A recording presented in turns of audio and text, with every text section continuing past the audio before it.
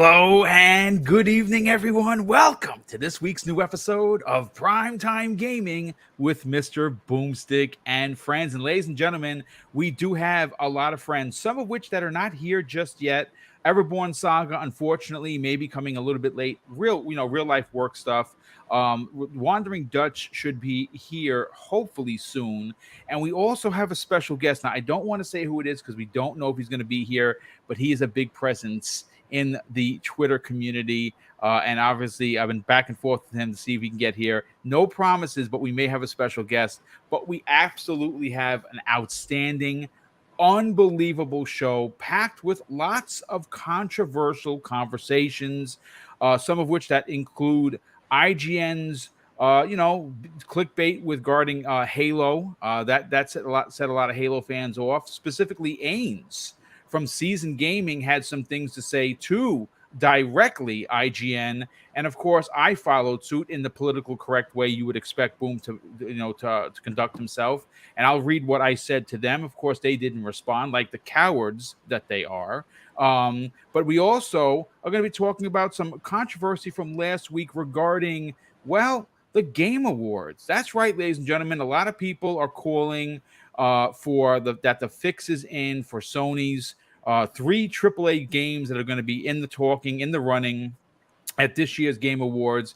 And Geoff Keighley was actually going back and forth with several of the community members, which, again, some people were a bit rude in my opinion, so I understand him defending himself. And there were others that just asked questions that seemed to hit a nerve. But we are going to talk about again, a lot of people have had a back and forth in the community regarding Sony's 3 big AAA bombs that include Horizon Forbidden West, Last of Us Remake, and of course God of War, which is scheduled for November 9th or 11/9/2022, and that has been confirmed. That was confirmed last week. And now you can throw Gran Turismo, that is their AAA racing franchise, even though it didn't do as well as Sony would have wanted, and it was riddled with microtransactions. It's still going to be in the talk for Racer of the Year. Now, whether it gets it or not, I honestly don't know, because I don't know what other racers are going to be releasing that could challenge it. But that's one of the conversations we're going to have. But we are going to open up, ladies and gentlemen, with some outstanding, shocking, and industry-changing news. And that comes the way of Satya Nadella, where he announced something on Twitter, which I'll read momentarily, regarding the Netflix-Microsoft partnership. And that is big, big news for the entertainment industry and, of course, for gaming. But let's introduce the panel, and then we'll get into these monster topics. Kay Asante, welcome back, brother. You ready to talk Netflix and Microsoft team up?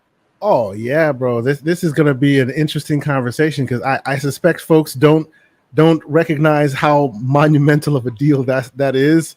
They're telegraphing something. We're going to definitely get into it. I'm happy to be here with esteemed panelists as usual. I see the chat is already in full effect. People are climbing in here and already ready for the slander this evening. So I'm excited. Please hit that like button, because it's going to be interesting this evening. Oh yeah, we have a lot to get into, and we're going to have a monster panel. We're going to really be able to dig in to our thoughts. And like I said, we do have a couple of people coming, so don't fret. We're going to have a lot to talk about and a lot to say. Crispy Bomb, you, my friend, have lots of opinion. We were talking in the green room. We made a lot of big sense, specifically with the IGN article, on what the article said, not actually how they said it. But welcome, man. How you feeling? Uh-oh, Crispy, you're on mute, buddy. Or maybe he's... Well, it's an honor to be here, Boom. I just thought I'd try. No.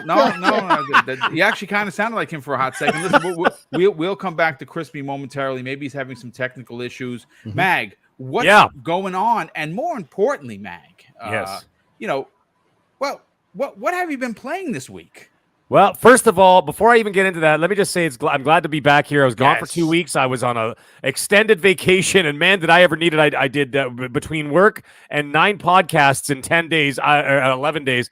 I was super busy. So, it was great to get away, but it's also great to get back and start screaming again. So I'm super excited to be here. And to answer your question, honest to God, I haven't been playing much Xbox. I've been playing Horizon Forbidden West, I'm and right I got to there tell with you, Yeah. okay, I'm 30 hours in. Asante, I know, has already dug 100 plus hours. I'm 30 hours in, and dude, oh my god, it's incredible. Well, that's amazing. So I can't get enough of this open world. Now, especially like what I'm seeing right now, the attention to detail, the environments, the lush jungles, the deep bush.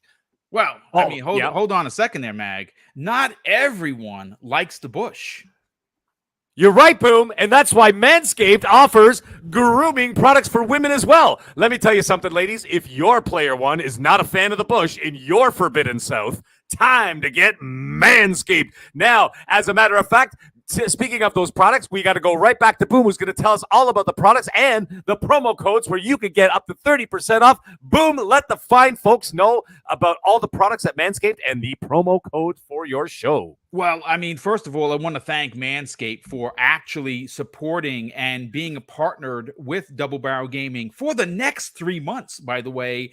All of July, all of August, and into the deep September, we will have them sponsoring this show, Primetime Gaming, every Wednesday. And folks, listen, the bottom line is this: if you want to save 20%, if you want free shipping on all of Manscaped's products, all you have to use the code is DBG20 at checkout. Double Barrel Gaming, that stands for short, DBG20 at checkout, and you'll be welcome to 20% off your entire order, as well as free shipping. And of course, listen, I mean, I'm not going to sit here and lie and say that I don't use their products, because I trim my bush quite often. As a matter of fact, it's trimmed right now. But you know what makes that bush feel even better? The package feel even more manly? That is the Manscaped Boxers 2.0. And you know something? I don't even have them yet, because they're on the way. I have the 1.0, and I can tell you it holds the package just fine. And of course, once again,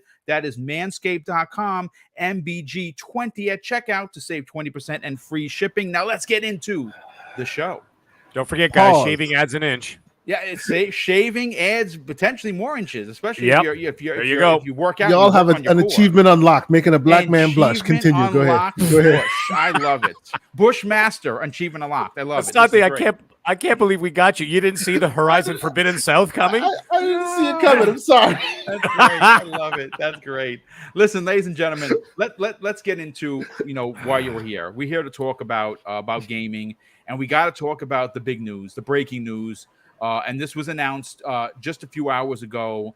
As a matter of fact, it was at 2:34 p.m. on the eastern side of the country. That might even be West Coast time. But this comes directly from Satya Nadella, who is, of course, the head of Microsoft. And he says this in a tweet: "We're thrilled Netflix has selected Microsoft as its advertising, technology, and sales partner.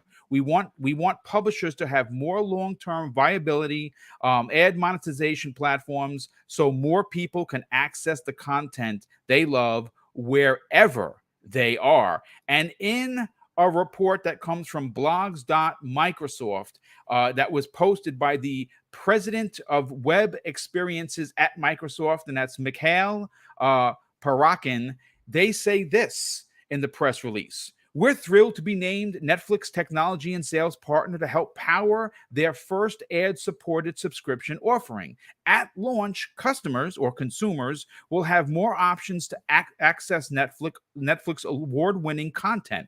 Marketers looking to Microsoft for their advertising needs will have access to Netflix audience and premium connected TV inventory. All ads served on Netflix will be exclusively available through the Microsoft platform. Today's announcement also endorses Microsoft's approach to privacy, which is built on protecting customers' information. This is a big day for Netflix and Microsoft, and we are excited to offer our new premium value to our ecosystem of marketers and partners while helping Netflix deliver more choice to their consumers." Now, I'm going to go first to, of course, our man on the ground, and that is Kay Asante. You immediately jumped into the DM and said, "I don't think people understand how big of a deal this is." Oh, yeah. Why don't you break it down and actually talk about it? How big of a deal is this for Netflix? But more importantly, Microsoft. Yeah, so let's get this clear here, right? If you are a Netflix user today, you will not see the benefits of this anytime soon. But when it happens, it's going to be a monster deal. So first and foremost, what makes this huge to me is they stole the reason why Netflix is as big as it is, the reason why, if you check the statistics, most of the internet traffic is video, is because of YouTube and because of Netflix, right? Those are the big things that drive traffic. And what's happening? Microsoft stole Netflix away from AWS. That's what they did with this deal. And that is a monster deal. Like, it is monumental. You cannot underscore how big a deal that is. Right now, for a while, right? The only company that was beating Microsoft to the Azure cloud infrastructure was AWS, right? Which is Microsoft Amazon's offering, right? Anything that is everything is basically backed on that, right? Even PlayStation right now, PlayStation 5, when you log into the what do you call it, the store, you're basically logging into an AWS cloud instance. Everyone is back that way because they make it easy, they make it convenient, and they charge like very as you go. So you don't have to keep any overhead in order to keep it running. They take care of everything for you. You just pay the bill. For some reason, it took a while, but Microsoft has been able to steal that business away from them. Now, I say it's weird because if you think about it, and those who've been reading the tea leaves for as long as I have, you know that Microsoft basically invented the Netflix we know today. Right? You know, Netflix as this subscription service, it wasn't always that way, right? Some of us olds remember it used to be DVDs in the mail. It literally took Microsoft coaxing Netflix to get into the 360 that then said, hey, we're going to offer this thing. And for a while, it was only on Xbox 360. That's right. They basically, they showed Netflix was viable, pulled them in kicking and screaming, and then they went, hey, this is actually pretty good. And they took off, and that's where we are now. So it was surprising to me that that when it became as big as it did, it chose to go with AWS instead of Microsoft, and clearly that has now been resolved, right? Another reason why this is such big news. Now, the first reason why that's big news is because the money that will change hands because of this deal is like more zeros than any of us can count. I'm so sure of it. You may not get the nitty gritty details, but yeah, it's a big hairy deal, and it's going to keep you and keep Microsoft in that infinite resources pool that we always talk about. Oh, they have so much money. This is why they have so much money, because they're literally tapping into the backbone of the internet, which is right now video. Right, the only one probably that makes more video content available is YouTube. Right, they're the only ones where we are now. They're the only ones that probably have more claim to that than Netflix does these days. Right, and this is on a global scale, international, global scale. Right. As far as consumers are concerned, what does that mean for you? It means in a world where prices are going up everywhere, they're going to start offering a kind of like your Hulu Plus with ads kind of a situation. I'm not a huge fan of that. You know, I pay so we avoid ads. This will be not for me. Go ahead, man. Right. Yeah, not for me. But it's like we know Microsoft to do. They are the company of options. You want to pay less, you have options to do that. I will be glad to avoid those commercials. I forgot any commercials in my head. Don't ask me what any commercials are because I never watch any of them. I'm all streaming all the time. So I'll probably stick with that, right? And that's fine. But still, at the end of the day, that is so much more money in their pocket. And the final thing that really, really drives this home for me is the way that the fact that Satya first came out and said it, because that's a monster deal. When Satya says we're all in on something, he is the man who, like, there's no bigger, better voice to say something at Microsoft. If he said it, oh boy, it's down. That's the reason why we know that the rules had changed on gaming when when Satya came out with his jersey on. What was it? No, it was a hoodie on, talking about, we're all in on Game Pass. Then stuff's about to get real in here, right? And now he's coming out and saying similarly in Netflix, and the wording he used, as well as the verbiage in there, partnership. That's that quid pro quo stuff, right? Remember, the last time we heard this strategic partnership, we were like, there's a quid, where's the pro quo? And then you started seeing persona everywhere. Yes. You see what I'm saying? Mm-hmm. Now they're going, hey, we have a strategic partnership. Now, I don't know for sure because we're gonna have to dig more into the details. Yeah, we're gonna have to get more info as the time progresses. As the time progresses, exactly. But as the infrastructure that exists today is on AWS, we know for sure that the new infrastructure, which they're building for this hybrid service that gives you ads, will be on Azure. Does that mean that half stays on AWS and half stays on Azure? I doubt that. I think it's all getting migrated to AWS, all getting migrated to Azure. That is big numbers for Microsoft. Huge numbers for Microsoft. As we know, Netflix is trying to get into games. Why would they choose Amazon as their game partner when Amazon is trying to play the exact same game that Netflix is playing? Exactly the same game, right? To the point where they are direct competitors. Yes, Microsoft also offers it, but Microsoft is just the skeleton key approach. Whatever you want, it's available to you. Yeah, we do that too, but we offer the console here, we offer this here, we offer that there. So they are also a vendor that tends to be the field rather than one of the players in the game, right? So you can go to them, offer their service, and if you look, even Sony, they play that WWF game, you hit me with the chair, I cry, and I hit you with the chair. In the back of the room, they're still paying Microsoft for the same service. Yeah. So it's becoming ubiquitous. It's becoming one of those situations where it's like, it's inevitable. What surprises me is, where was Stadia in this? Because Stadia could have had a seat at the table, right? Google's services are also out there. They've realized that it's not necessarily the best for consumers, so they're starting to gear it up and sell it to content creators and content distributors who want to be in the cloud. You would think that Google would have been in there offering a sweetheart deal to keep themselves in the business, but somehow Microsoft beat them to the punch. It's very surprising. It's funny. This year, right, as gamers, right, like understand, like we're talking broader picture, and we're talking dollars and cents that go beyond Xbox, and just bear with us as we do that, because as gamers, and I admit this myself, sometimes we look through the keyhole instead of all we see are the consoles, and that's it. And look, instead of looking at the broader picture. And I'll be the first, and folks, you tune into my show because we value integrity. We value each man's opinion on this panel, and everyone is not going to agree. But we're going to do it in a way that makes a whole mess of sense. So what am I driving at?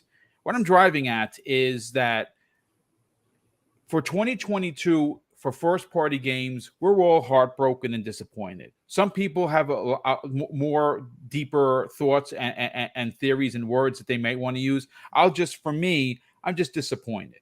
Okay, I'm not disappointed with Game Pass. I'm disappointed with Microsoft first party. And as a consumer, I have a right to be, but I understand that the floodgates are going to open. But when you take a step back, and let's just take Xbox off the table here for a second. Let's look at what Microsoft is doing. Like I said, this much bigger, broader picture is going to have them in such a position where just because Sony is dropping these AAA bombs, that doesn't mean that they're going to remain the market leader. The market leader is shifting towards Xbox and Microsoft as we speak. The ABK deal was the start of it, and now we get this announcement today. Now, before I bring in Mag, I want to read one last point, one real quick point I want to add. Just one, because we are in a gaming audience. Yes, we got the quid, which is what you hear right now. The pro quo, although it was a spark, and I love that Halo show, right? Many people think I'm on that Halo show. Stop it. I can foresee a world where they get a better seat at the table when they want their next IP to be brought in that transmedia verse. Why? Yes. Because you're providing them a service now, just like Sony leverages the rights to Spider-Man to then make their other negotiations more palatable. They can do the same. So there is a world where you won't see that. Well, Halo is Halo, but assume a Gears show or something of that nature. An Avowed show. That's the like pro quo won't be immediate, something. Right? It won't be immediate. But hey. Right. That's a spark, right? The Cuphead show, amazing show on Netflix. You think that has nothing to do with any of this? They already have a small kind of window into foot that. In the door. They got a foot in the door, and that's exciting for us gamers because we will see better content from our IPs that we love so much, because now you have people who are actually, experts at this, who spend their days making sure you keep your subscription. Because I haven't caught up on Umbrella Academy, but I'm excited to. These guys know what they're doing. So having them at the helm when they say, "Hey, we need a show for our IPs," that's where you want to be. I'll leave it there. Yeah. No, and it's a fantastic point. Let me, Crispy, do we got your back, brother? Oh, I guess not. Yeah. He's there in spirit, but not in voice. Hopefully, Are you Crispy Bob? Yeah, we'll find out what's going on. Maybe. Sorry, I was just gonna say something real quick. I accidentally, Def Leopard in the chat. I am so sorry. My big fat stupid fingers. I accidentally timed him out for 300 seconds. That was I literally pressed to refresh the screen because I'm a moderator, right? I went to refresh the screen and I looked down. I'm like, oh crap. So Def Leopard, don't think I was being a jerk. It was a complete accident. I just timed you out. So when he comes back from his timeout, he gets to swear at you once. You get a freebie. Yeah. I hope you're still listening, brother. I hope we didn't lose you. Like I said, it was just an accident. I accidentally clicked you. Sorry, go ahead. No, listen, it happens, brother. Listen, trust me, I've done it before. I've made that mistake. But let me bring in Mag before we get you into the conversation. Here is what Netflix COO Greg Peters said right after the announcement from Satya Nadella. And he says this, folks. In April, we announced that we will introduce a new lower-priced ad-supported subscription plan for consumers, in addition to our existing ads-free basic, standard, and premium plans. Today, we are pleased to announce that we have selected Microsoft as our global advertising, technology, and sales partner. Microsoft has the proven ability to support all of our advertising needs, as well as we together build a new ad-supported offering. More importantly, Microsoft offered the flexibility to innovate over time on both the technology and sales side, as well as strong privacy protections for our members. It's in the very early days, and we have much more work to do.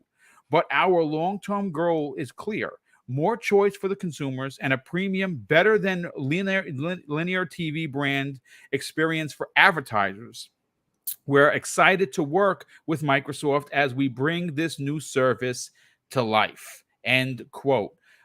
Hearing what they said in this press release, both from Satya Nadella and Mr. Peters, Mag, yes. Again, how big of a deal is this when you look at the broader picture of where Microsoft has all of their hands outside of just gaming and laptops?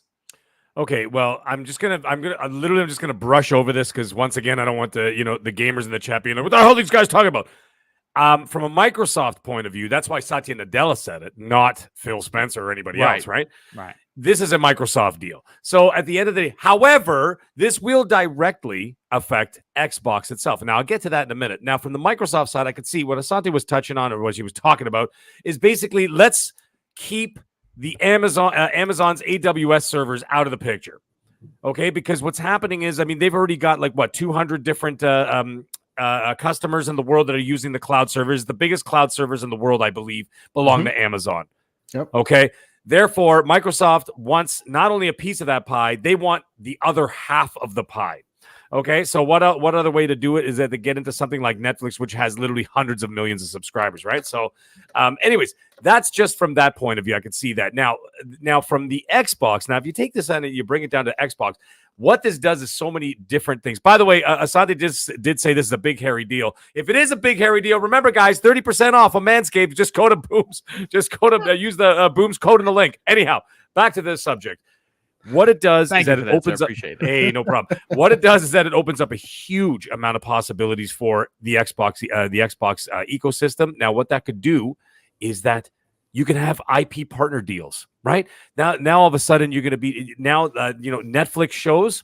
If any of the Xbox game studios or any of the other studios that they end up owning, whether it's Activision, whether it's Obsidian, whether it's whoever, okay, Bethesda, all the Xbox game studios, if anybody wants to make a game based on a Netflix show, they pretty much got the go ahead to do it if they're already in bed together. You know what I'm saying? So it opens the door in that aspect, right? Now, The other thing is that also opens the door for Netflix to be able to go to Xbox or to Microsoft and say, we want to make a Gears of War show, or we want to make a We Happy Few show, which would be trippy as balls. I would love to see that. You know what I mean? Like something wild, and say, hey, we want to do that too. So I heard the Resident Evil show is actually quite good. That's coming out in a few days, right? So a lot of positive buzz about that. Hey, why not, right? Give them a crack at one of the Microsoft IPs. Maybe make a Fable animated, like a 3D animated show like Pixar style or something for the kids, or I don't know, whatever the hell. The point is that you're basically opening the door to be able to use each other's IPs. That's what I'm saying for both ends of all right. Now, the other thing I see is that also, Asante also said it, is that Netflix wanted to get into gaming to begin with. Now, I'm assuming they're not talking big $200 million AAA Naughty Dog games, or 343 games that cost $1 billion or whatever the hell. I would imagine they're going to be much smaller scale games. What better place to put them than on Game Pass? So why not have them on Game Pass already? So you already have the partnership. Oh, you got Netflix? If you got Netflix, which I'm sure everybody on Earth pretty much has, then guess what? You get access to those Netflix the Netflix games on Game Pass. Something like that, right? They like kind of like a key that you can get into and access those games. And then vice versa, it might be able to be something else where maybe Xbox Game Pass in the future will have a tile that you'll be able to access through Netflix. When you've got 200 million right plus now, people, Mag, to your point, right now on Amazon, on Android phones, there are small little mobile games in the Netflix app. They started that small little, they're tiny, little steps. They bought Night School Studios, the maker of what's the name of the game? It escapes me at this moment. Very fun indie game with cool dialogue. I'll remember. Chat, remind me. But I'm blank. Chat, if you got it. I know. I hear it I see it in my face, but I forget the name. But they're starting on that path. So to your point, they've already seen Microsoft literally do what they want to do, which is, hit a button on your phone, you're playing the thing. So it's very much in that vein. Please continue. Very, very, very good point. This is what I'm seeing moving forward. And now the thing is, step by step. Thank you, Neil. What was it? What was Oxenfree. it? Oxenfree. Yeah. I remember that one. That was a great game. Mm-hmm. Now here's the thing.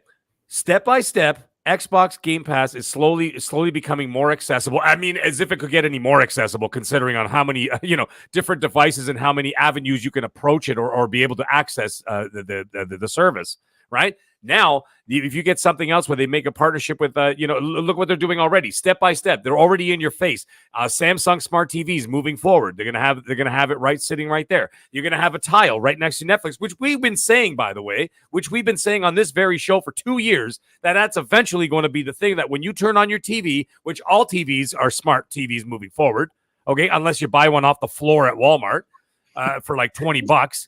Even they got Android integrated these days. Exactly. You're right. Even they got something. Okay, but what are you going to look at? And we've all said this. Disney Plus, Amazon Prime, right next to it, you're going to have Netflix, right next to it, Game Pass, right? And those are going to be tiles that come built right into your damn TV or whatever else. But for some of the countries that do not have that, maybe there'll be some kind of an avenue that you'll be able to access Xbox Game Pass through Netflix. Right, if they do not have the infrastructure that we have over here or in Europe, or you know what I mean, that kind of thing, right? So these are all just thoughts, and like the possibilities for the future of what they're going to be doing are endless. Now, the last thing I'm going to talk about here is that there are rumblings out there. Let's not ignore this, guys. No matter how amazing Stranger Things did, no matter the fact that Stranger Things broke the Netflix servers, okay, and broke all records. We keep hearing from people on the inside is that there's still rumblings that Netflix is struggling in different departments out there. Mm-hmm. This is also... And by the way, your Stranger Things has one season left. They've milked that thing dry. One season left. After that's the scary thing. The scary thing is they've got 2 years left to come up with something to replace Stranger Things as a global phenomenon. Yep. Right? So now you look at that situation... they're looking at a company what's Microsoft been doing? Companies that have been struggling, development studios that have been struggling, publishers that are doing okay, but could still use a helping hand. Microsoft was there to scoop them up and put them under their umbrella, right? We've been hearing it for months now. I mean, okay, they lost like 200,000 subscribers. That's not even going to move the needle. I don't even know why that was such a sensational headline that it lasted almost a month. But you know why it was sensational? Because some streaming services don't even have that, and they lost it, and they're still kicking. Oh my God, they still got 200 million plus. Yeah, Jesus, half of it is India, for Christ's sake. You know what I mean? Like people forget that there's an actual world out there outside of North America. Your little gate, 100%. Wild, isn't it? Yeah, it's so like it's. But anyway, the point is that they are but I've heard in different departments they are struggling. So you know what? Microsoft jumping in there is no accident, guys. I don't think that was my first instinct. Was like, something's afoot, more so than I think what they're looking for is I think they're looking for a sturdier ground, and Microsoft has the sturdiest ground in the business, right? They're looking for something that they don't want anybody to pull the rug out from under them if they do not find, let's say, a replacement for, Stranger Things. Ozark ain't going to do it, guys. You know what I mean? But it's a great show and all that, but it ain't going to be no Stranger Things. So they're going to they need that comfort. Hey, Crispy Bomb is back. But anyways. Yes, Crispy. I'm pretty much done here, what I have to say, because you know what? Honestly, I got to let this information marinate, because honest to God, I found out about it like 45 minutes before we even jumped on the show. And I'm like, holy crap, how am I going to get wrapping my brain around this? So I need a few more days to let that sit and marinate. So to be fair, Mag, this is just a start. They announced this is just a start. They just literally started the race. We're going to learn what this is going to ultimately become. But the truth of the matter is very, very close to what Kay Asante said. Microsoft's foot is in the door if they ever want to move beyond Paramount to make a series. Because obviously we know that there's a series coming to Netflix via Sony, right? So now that Microsoft, who's to say that, Gears can't get a series before a film? Yeah. Or maybe they actually do the film. And speaking of Gears, no one better to talk about Gears than Crispy Bomb Crispy. This announcement from both Satya Nadella and Mr. Peters, who is the CEO of Netflix, is a monster deal. And this comes in the same year that they announced that they're buying Activision Blizzard King. I mean, Microsoft is going for everyone that has a screen in front of them, not just gaming. But it appears again, it's right now it's advertising partnering with Netflix, but it ultimately could become much bigger, maybe even in the film aspect with first party IP. What are your thoughts on this, Crispy? Anybody remember when they partnered with Netflix far before anybody else? Yep. Yeah. 360. Everybody remember that? Okay. Yep. Netflix was baked into the box. Everybody remember that? Sure was. They basically created Netflix's new model. Also, the Netflix of today is because of Microsoft. Yeah. Also, I knew guys who bought 360s just for it. They hired the former CFO or CEO. I don't know which one. I think CFO. Yeah. In Microsoft. Yeah. This is where I go and say, you have to look at Netflix and you have to say, Stranger Things, I mean, my God, what an amazing show. If you've actually watched it through and through all the way until now, you are saying this is going to be this season, Stranger Things 5. It is going to be one of the most epic things you've ever seen. And that's why they delayed it for a whole 2 years already. You know what I'm saying? So they've already told you we are putting all of our, our money into this. I'm hearing it's going to be nearly $1 billion to make this season. Okay. Which is just absurd. Think about $1 billion spent on one IP. You go and look at Xbox and you say, well, Halo's successful. Paramount has had more subscribers than ever because of Halo. Yep. You look at that and you say, okay, I get it. Like, a lot of people are like, well, if you're going to go to Netflix, you have to bring Halo with you. No, you don't. Paramount does not have Yellowstone. Yellowstone is the biggest IP they've ever developed themselves. Peacock has that. Right. Okay? So you look at that and you say, they sold it off, fine and dandy, just like Microsoft was thinking, this is a part. We're thinking about Meta, they seem to be going after everyone. You know what I'm saying? This Netflix deal, even though it's in its infancy and there's not a lot of info, a lot could be suggested on what they do with first party IP. Exactly. So, like, hypothetically, like Netflix, like a lot of people are like, oh, gaming. How about The Witcher? I thought it was very good. I'm sorry. That's on Netflix. Like, they are looking at these IPs and saying, this means something to people. Now, hypothetically, like the critics, they might trash the hell out of it. But you know what? The actual gamers that, you know, watch TV and watch shows and go through, like, you know, binge watch series and all that stuff, they might be like, man, this is really good. You know what I'm saying? So I look at it and I say, you have IPs like Gears, which haven't been touched. Yeah. You could make a Forza spinoff with car racing. I mean, everybody watch Gone in 60 Seconds. Yeah, I mean, no, you know what? They could take one of their new IPs that has nothing. They could do a Fable that's like that follows the story of that. They can do Avowed and make it seem like it's a Game of Thrones kind of a thing. Who's to say that can't happen, Crispy? And that's what I'm saying. Like, what Netflix desperately needs right now, because Disney, you know, was like, I'm making my own shit, okay, and they pulled everything out of there. But I mean, anybody watch The Punisher? That was on Netflix, bro. Yep. You know what I'm saying? Like, they know what they're doing, but they need the IP. And what better partnership than Microsoft right now? I mean, it makes total sense, because you look at, and it might come from Halo being so successful and being a totally different story. But as far as like the people that haven't even played the game, they are still invested in next season. They already want to see it. Yeah. You understand what I'm saying?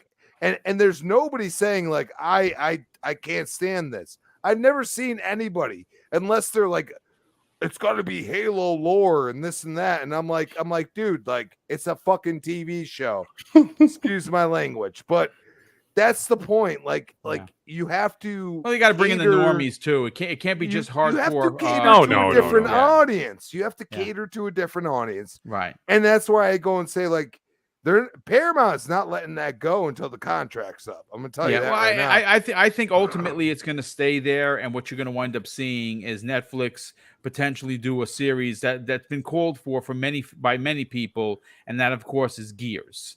Yep. Gears hell yeah. Gears. If there's going to be a Microsoft first party IP that is going to be touted out for TV. In modern day TV, it's going to be Gears. There's just no doubt about it. Real quick, let me warn y'all. You know, if you've noticed, Microsoft is throwing away all their sacred cows. If it's Windows, they don't care. If it's crap, they'll close it. Halo, even though it holds a really, really good place in our heart, be prepared for them to go, yeah, we got COD now, so Halo can kind of rest. The show could be all potential and then still just live on Paramount Plus, because they have many other IPs to deal with now. It is not Halo, Gears, and Forza anymore. So I will say this, because Boom, you are right on point. But Netflix and Amazon, The Boys, Stranger Things. Okay, you look at the goriness and everything else. It is totally accepted. And I feel like Gears does have a place in modern day TV. Absolutely. It absolutely does. And it's gruesome. And it's like literally visceral. Like, yes. You know, it makes you like kind of cringe at times. And I think like right now, like Netflix is like, you know what? We see those IP, maybe one, you know, freaking intern played the game, you know, and they're like, man, this is an interesting story, because if you really played through all the Gears, it's a really interesting story, but you have to get invested in it, and you have to do it a certain way. And I mean, after watching Stranger Things 4, I was like, man, this is incredible. You know what I'm saying? So I'm like, and a lot of people are like, oh, you know, you ever seen that hive mind? I'm like, yeah, I saw that in Gears 5. Anybody remember? Yeah, You know what I'm yeah, saying? no, Like, that- anybody absolutely. remember? Yeah. So, Oh yeah, 100%. Yeah. We're like- also forgetting that Doom is on the screen right now, which they also own. They Yeah. can make a seriously They could. How, over how the about top this for craziness? How Yep. about how blood. about this? No, and Yeah. no one has said this yet, and I'm going to say it right now, Mag. Could you imagine if they make a Call of Duty film, Well, yeah, or a Call of Duty series. a series, And have I it mean, have each season take place in a different period of time, Yup. in a different just like the games, right? And then have a whole like whatever, like a Band of Brothers for like Yeah, World I was War just gonna say II, Band of Brothers, or yes. you know what I mean, some kind of real visceral, down to earth, whatever, Vietnam kind of storyline for another season, this and that. And then you know what you do? You name it like you would like American Horror Story. Call of Duty Vietnam, Yes, Call of American Duty, Horror whatever. This and Story. that. Oh, by the You way, gotta Def watch Leppard, some of welcome those back. seasons. Welcome back to the chat, Def Leppard. I am so sorry. Anyways, back to the thing. Rabbit Why not hole. Doom? You want to talk about exploding blood bags and all kinds of crazy stuff like they do in The Boys? You got it right here in front of our Yeah. faces while we're talking about it. You could be ripping out eyeballs and doing all kinds of crazy stuff. And one thing why the that hell Crispy not? said though. One thing that Crispy said though, oh, some intern. No. We live in the world where geeks rule the world. You hear the biggest actors go, "Yo, I'm addicted to The Witcher." Jesus. It was Henry Cavill Oh, my that God. advocated Henry for The Cavill, Witcher. He You know what I'm is so saying? good. Do you know He's that I he can almost see- missed his Yes. audition for Superman because he was playing Because The he was Witcher? playing The Witcher. That's great. That's a true story, by the way. I can see Batista being like, "I need this Netflix show. I'm there today. Give it to me." I can well, see that it's happen. still like the movie is still there, but I think Universal is willing to sell it. Yeah, And I think Netflix would easily purchase that IP. Yeah. As far as like, media, not gaming. Like obviously Microsoft, Xbox has the gaming aspect, but you look at the media, there's really there's books, there's comic books, stuff like that, but it's all funded by Microsoft at the end of the day, or they've partnered with somebody. So you look at that and you say, well, if they partner with Netflix, and I think it really has to do with like how good Stranger Things 4 ended. Like it was so good, and it was on this epic grand scale that you're like, you know what, you need 2 years. I'm kind of mad. I want more now. But at the same time, I'm like, man, this is going to be something that I'll never forget in my life. You know what I'm saying? and this that's is what mutually Gears beneficial. is for me. You Yeah, know what I'm no, saying? it absolutely is, and to that end point, Crispy, no one wants to see a Gears series come, so you can really relish in the excitement, because no one's a bigger Gears head than you, and I think that again, we're really big picturing this thing right now. It is a media partnership for advertising, right? To understand that this isn't a Gears series isn't in the bag, but let's be honest, Boom. Like I'm bringing up the next more relevant IP than Halo. The thing Halo's already they're already making season 2 right now. Yep. So. Gears and Halo and all that are still niche. Gears I think is big. still kind of. It's still. We're talking about for mutual benefit between Netflix and Xbox. That's what I'm looking at. And like you look at something like Netflix. Okay, Abacab, I see what you're saying. He's talking about Squid Game, as a successor to Stranger Things, which he's right. Oh my god, he's right. You know what? I forgot about Squid Game. I'm not gonna lie because it's so long since I watched. And season 2 is coming, by the way. And season 2 is coming. So, will it be as massive? I don't know, but listen, guys, what I want to do is I kind of want to reel this in for a hot second, because obviously we have a special guest joining us. Fuzzy Belvedere jumped in. Hey, what's up, Fuzzy? Obviously, Hey, Fuzzy works with Crispy Bomb and works with myself on a regular basis on Breakfast with Boom.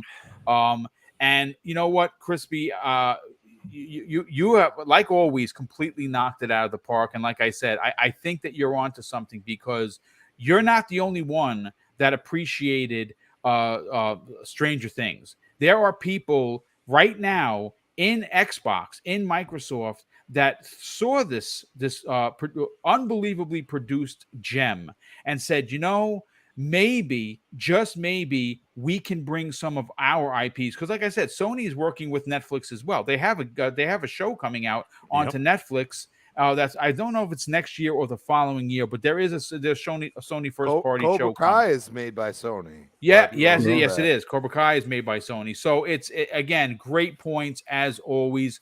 I do want to bring Fuzzy in, and then we're going to get to the IGN topic, and I want to say this on this show, on this channel, you know that we don't relish in controversy. It's not how we sell our brand. None of us on this panel sells their brands by using controversy. The reason why I decided to bring it up is one, the article title for the clickbait aggravated me, but I'm bringing it to the conversation because of who initiated the conversation. And that's Ains from Seasoned Gaming. And I got to tell you, there is no better paraprofessional in the industry and in our gaming circles than Ains.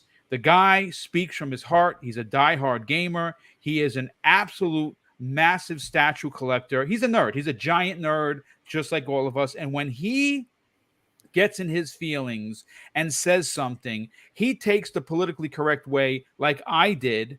And I'm going to read you what he said simply to IGN, and I will read my rebuttal. But before we get to that topic, I do got to catch up on some of the super chats, and there's been a ton of them.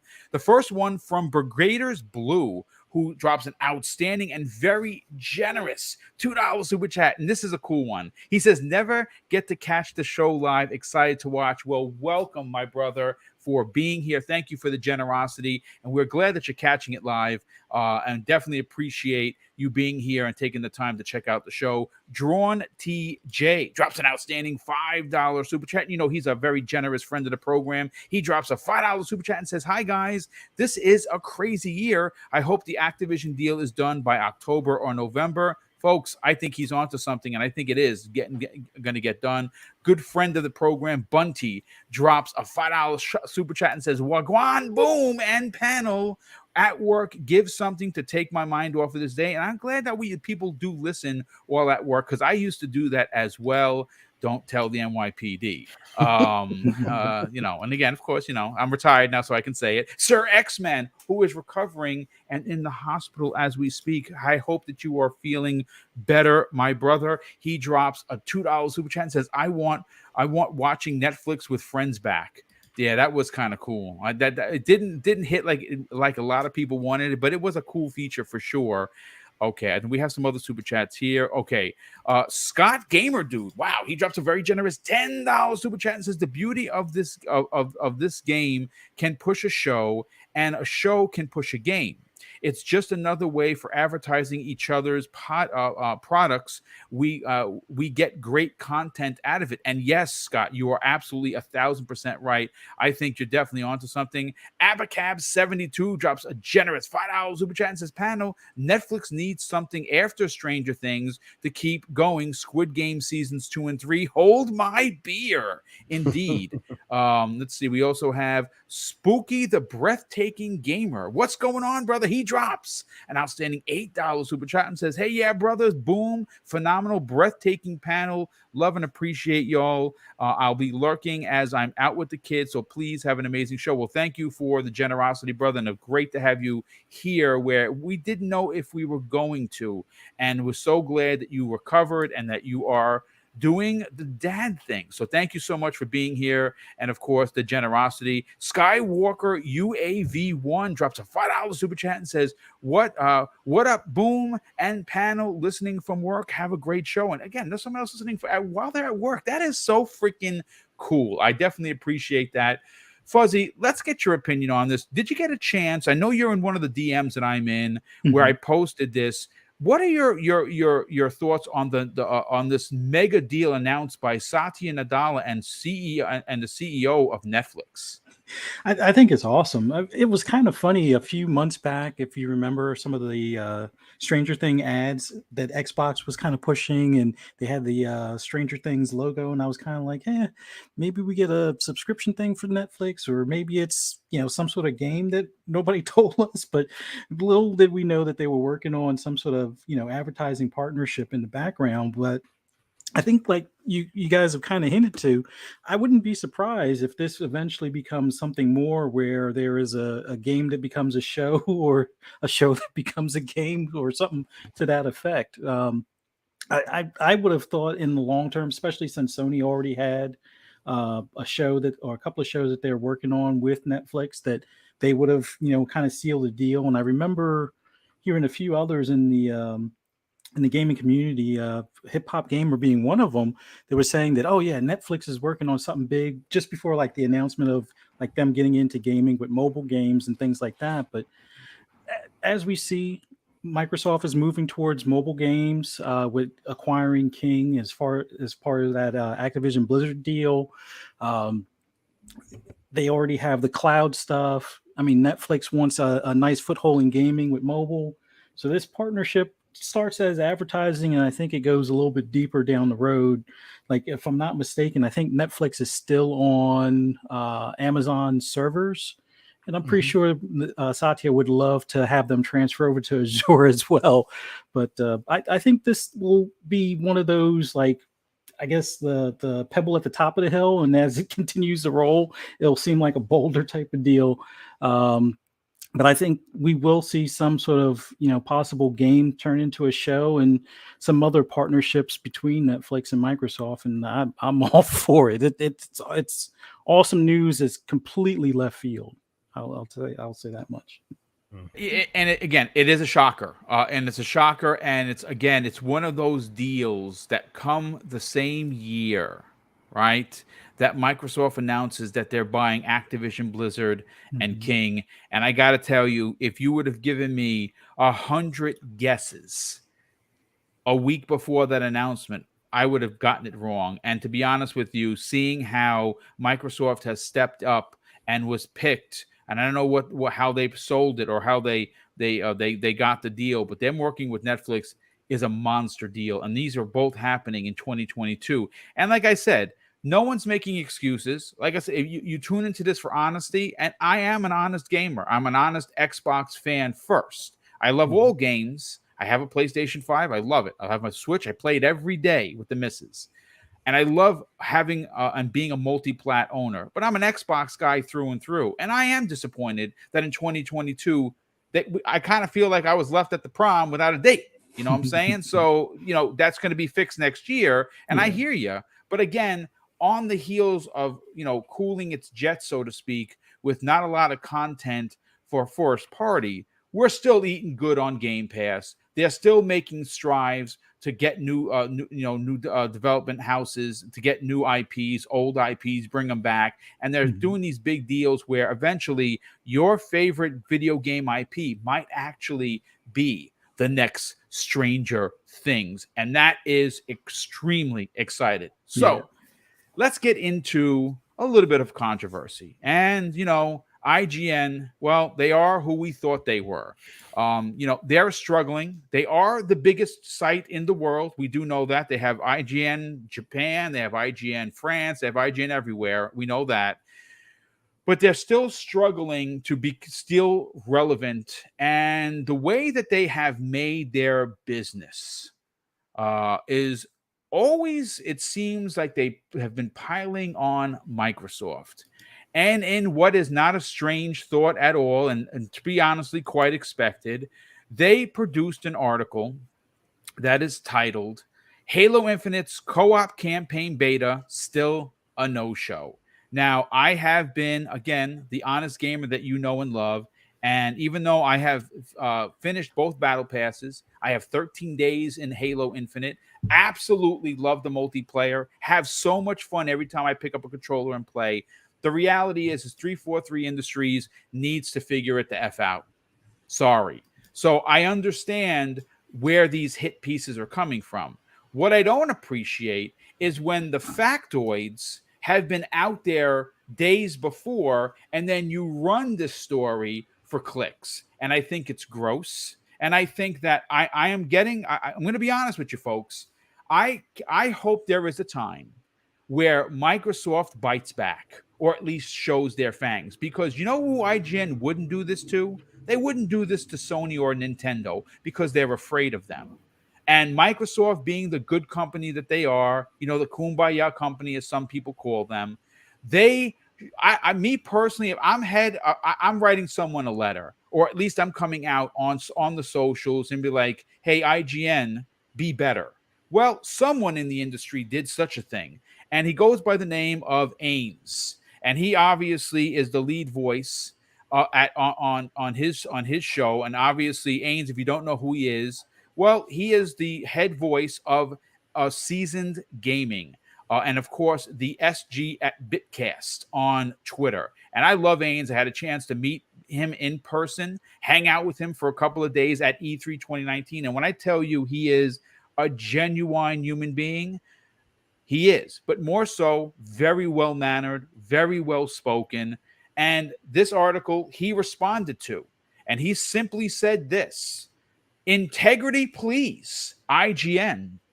And he linked the tweet from a few days prior from Brian Gerard. Now, Brian Gerard is, of course, the head of 343's marketing team. He is the, let me just get his exact title. He is the Halo Community Director at 343 Industries, and it's at Sketch, SKES 7CH on Twitter. And you probably should follow the guy because he does constantly update. If you're a fan of Halo, you'd appreciate him because he's always bringing the updates. Well, he did actually do an update, and Ames actually tweeted at IGN and added this in the conversation. And this came directly from Brian Gerard on July 11th, and he said this: the team is still working on our upcoming hashtag in Halo Infinite Network co-op insider flight build.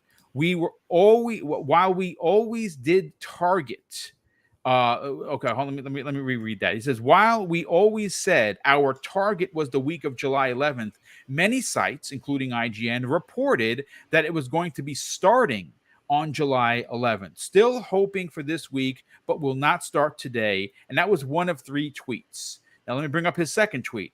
Flighting is fluid, as the progress entails discovering issues and initial rings and resolving them before expanding to a larger audience. A few issues were discovered in our current flight ring, and the team is working to address it. And he says this finally: apologies to folks who expected the flight today. We are eager to get this into your hands, but we are also want to ensure it's a positive and worthwhile flight experience. Still targeting this week, but it's day by day as work continues. Thank you for your patience and understanding.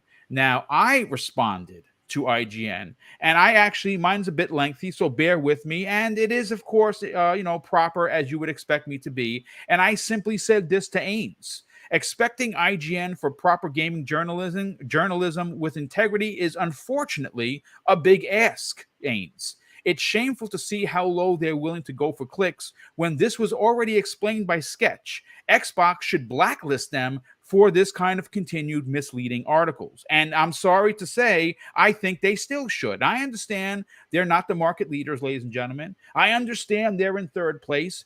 But when at some point does the bully get punched in the balls? And that's what I want to talk about. And in the Manscaped balls? Well, if they're my balls, they're very shaved. But I don't know, but I can't say for IGN's balls. But all jokes aside, Kay Asante, look, hit pieces on Microsoft, on Xbox specifically, have been in recent years built people's channels, built websites. IGN has seen unbelievable success at kicking the dog when they're down. They've done it time and time again. And like I said, yes, are we questioning what 343 is doing in regards to content? We sure are, and we have every right to do so. I do, because I have 13 days worth of play in that game, so I think I have a voice in order to say that I'm disappointed. With that said, though, Kay Asante, is it time for Microsoft to maybe show a thing or two? So, okay. And this tends to bring out all the feels, as it were. So I have to tread lightly, tread carefully, right? So first and foremost, just to lay the groundwork, because we don't want to give too much smoke unless it's righteous, in my humble opinion. Usually, and most likely here as well, the title of the article, the clickbaitness of it, is different than has a different author than the actual substance of the article. And I've read most of it. I think, Crispy, you read all of it. I read about like 80% of the thing. I skimmed through the end. It makes interesting points. and it levies some frustrations that all of us have spoken about at a time or two. So the article itself is more nuanced. It has an interesting take. You may agree with some of it, you may not agree with some of it, but it's interesting. It is more well thought out than the title. Now, obviously, the title is meant to grab you, and of course, they tend to go in that ridiculous route. So that triggered a lot of people, and rightly so. You should have every right to call out people for continuously going that route. You don't need to do that. That's absolutely ridiculous, especially considering the fact that, you know, right before that article was written, you could have easily seen that, hey, some context has been given, and bring that up at the top. I think at this point, Indeed. if you check the article, you'll see that they've added it to the main article, but still, you know, it's triggering folks. It's definitely triggering folks, right? And as it should, because it was meant to trigger you. Now, how you feel about being triggered in that way, that's what helps you decide whether you continue to read articles from certain outlets or not. On the point of Ainsley Bowden pointing that out, I happened to catch that, and then he also added a link to an older bitcast that he did where he explained his feelings on Halo. Now, you know, as Boom has just regaled you with his credentials to be able to talk about Halo, like Ains is Halo elite. Like, he is Halo elite. If you can beat him in a Halo game, you deserve to pat yourself on the back. This way, he is the Superman of yes, Halo. He is the Halo elite. He's the ones that you see on Twitch streams and go, how the hell do their fingers move that way? He is at that level. So when he speaks on this game, he speaks with it with love and respect. Obviously, he has a special relationship with that game, so rightly so, he can say whatever he chooses to say about that, right? The problem here, and I see a lot of folks saying it in the chat. I saw somebody saying in the chat, forgive me, the chat skipped, so I didn't can't give you the credit you deserve, but they're saying that, it's Counter-Striker saying that, hey, maybe it's time for them to stop being so open, right? Microsoft, it's time for them to stop being so open. And I've given them criticism for being overly sharing in their social media as well, but that's a problem. That's a problem. We should not be living in a world where there's too many man babies out there, wah, every 5 minutes, to the point where those of us that want actual details, we don't get to do that because, you know, the minute they start sharing, then everybody's going to use it against them. That's not where we want to live. So although I kind of agree that their competitors tend to kind of obfuscate, right? They tend to go, oh, what are you talking about, factions? No, that's coming in a later game, right? That stuff happens. And people let them get away with it. But at the end of the day, you know, we should not want to live in that world. They should be able to be communicative. They should be open, and we should appreciate them for doing so, right? But to your question as them bearing fangs, I think I agree with you that they need to bear their fangs a bit more. I think sometimes we miss the forest for the trees a little bit as gamers, because we don't really fully see the business of it. Because me personally, I think and this is me as an Xbox preferred fan, right? I prefer my Xbox over my PlayStation, although I have hundreds of hours in Forbidden West. You know, if you ask me what my game of the year is today, it happens to be Forbidden West, because I did not get that monkey of Elden Ring on my back. Most people did. I did not. So Forbidden West has my 150 plus hours of gaming into it. I'm still playing it today. I love that game. But as a preferred Xbox normal player, I don't want to see them, you know, give their IPs and their news stories to companies and news outlets and organizations that don't tend to respect them. Right? I don't like that. You know, when they get clowned, but you give them but you're paying them to do that. It rubs me wrong. I go, why don't you give it to the community? Why don't you give it to your Cult Eastwoods? Why don't you give it to your Mr. BoomStick XLs who are sitting here, you know, day in and day out, exalting the virtues of your platform and how good it is, right? You know, why don't you do that? But we get it. And I was saying this to Boom in the green room. There is a saying that says, when you have your hand in someone's mouth, that's not the time to smack them on the head, right? They are so close to getting everything they want. And because of that, that's why you see this at the Keighleys. That's why you see all the various sources that they tap. We always complain that, hey, why do you keep going to Twitch and having these indie shows when it looks like Twitch doesn't really represent you in the best way? It's business, man. We complain that they are data driven. The data must speak to the point that, hey, this actually works, and this actually is getting us where we need to go. So maybe we as gamers who really want to see them shine and start having that the political capital that they get to spend, just like PlayStation spends them, they're not there yet, right? And since they're not there yet, unfortunately, these are the things that they have to deal with. These are the things that they have to eat, right? They have to, I'm sure in the private room somewhere, expletives were flying, but you can't see Phil come out there and go, come on, stop this, stop this crap. You know what I'm saying? You can't see that happening. Now, will that change? Honestly, I'm hoping that we see that, because, and I give them, as Boom will attest, I give them the business quite often, because I feel like at this point you have so many resources to you in your capabilities that you should be able to still excite people at any given time with the offerings you have. And when you get to that level of excitement, then you can be like, oh, you want to talk smack? Well, you're not getting these codes this month. Oh, you don't want to play ball? You don't want to give us a fair shake? Well, we won't give you a fair shake. But I think they're not there yet. So as much as this is annoys and pains most of us, and it does me too, it's just kind of the nature of the beast, unfortunately. You know what I mean? They need to bear their fangs 100%. I think they need to start going, look, we need respect in this environment. If we don't get that respect, then you won't get access, just like the competitors do. But I don't think they're kind of ready for it right now. While we're still going, where's Starfield? Where's Redfall? Where's all this first party stuff? While that is still a valid criticism to make, they kind of don't have too much legs to stand on. That's what I mean by their hands in the mouth of the media. You don't smack them on the head at that point. When y'all start coming full clip and all these games are flying everywhere, that's the time where if they're getting clowned, then you go, okay, well, then maybe you won't get this code this month. Maybe we'll forego you in our media campaign and we'll go somewhere else. At that point, then it'll be valid. But right now, I don't know, man. I hope I'm wrong, but I don't see it. I mean, listen, you make a lot of points. Obviously, this year is tough for gaming. Mm-hmm. Listen, it's for me personally. We have seen more times than not, okay, that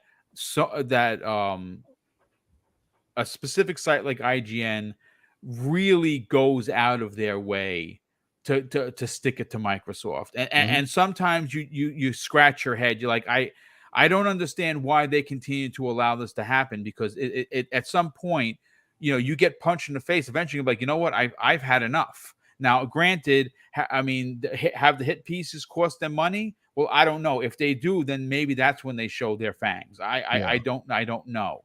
But to be honest with you, listen, it's it is what it is. It is an opinion. And real quick, you love your brand, right? You love the brand, and you want that brand to shine and succeed. And when you see them clearly being mistreated, it's not fair, right? I agree. It may not be business, but it may be business, I should say, but it's not fair, and you have every right to complain about that, 100%. Well, look, we have someone in the chat that's relatively new, Counter-Strike, who he's a PlayStation guy, which is awesome. We welcome everyone here. He has a lot of big points, and obviously, the last one he puts out here is, constantly produce and shut their mouths.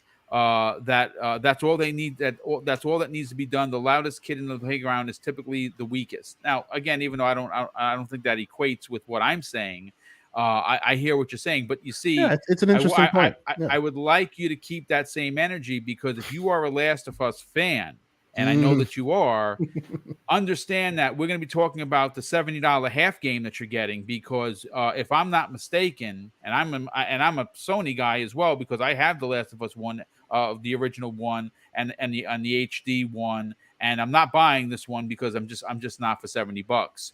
We're still waiting for Factions 3 years later from that team that promised it would be released the next year. And this year, they're not even lying to you saying it'll come. They're saying it's not going to come in this package, but you're paying more. So let's keep the same energy that you're going to be paying $76.43 if you live in New York, and you're getting half a game, because the original Last of Us and the remake or the remaster for the PlayStation 4 came with Factions. Well, you're not getting Factions, and we don't know when you're getting Factions. As a matter of fact, you're still waiting for Factions 2 for The Last of Us 2, which was a couple of years ago. So, like I said, the same way you're talking about, Halo needing content, and they do, Let's just like the kids say. It'll be factions for The Last of Us 1. That's what it'll be.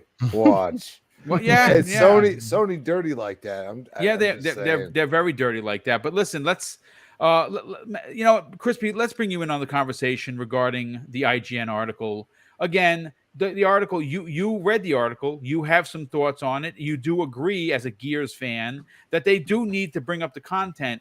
But again, the clickbait articles continue to come. And I like I said, I really would like to see Microsoft, say enough's enough with this already.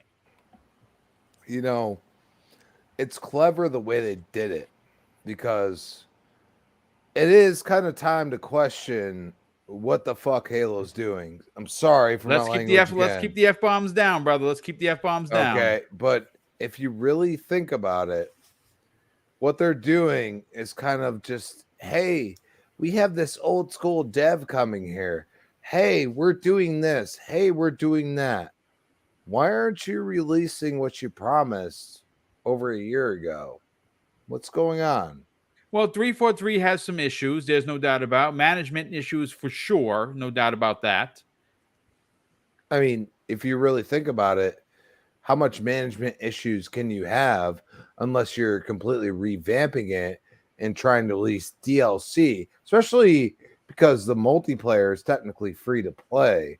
That's kind of sad. I'm sorry. Like, free to play for me, like 5 years ago, was a game on Game Pass. That was free to play to me. I mean, Fortnite was starting to get big then, but it wasn't the same. And now we look at it and you say, well, you're completely free to play and you haven't brought out any content for anybody. And you're promising this, that, and the other thing. The clickbait is there, but the article is logical. That's what I'm trying to tell you.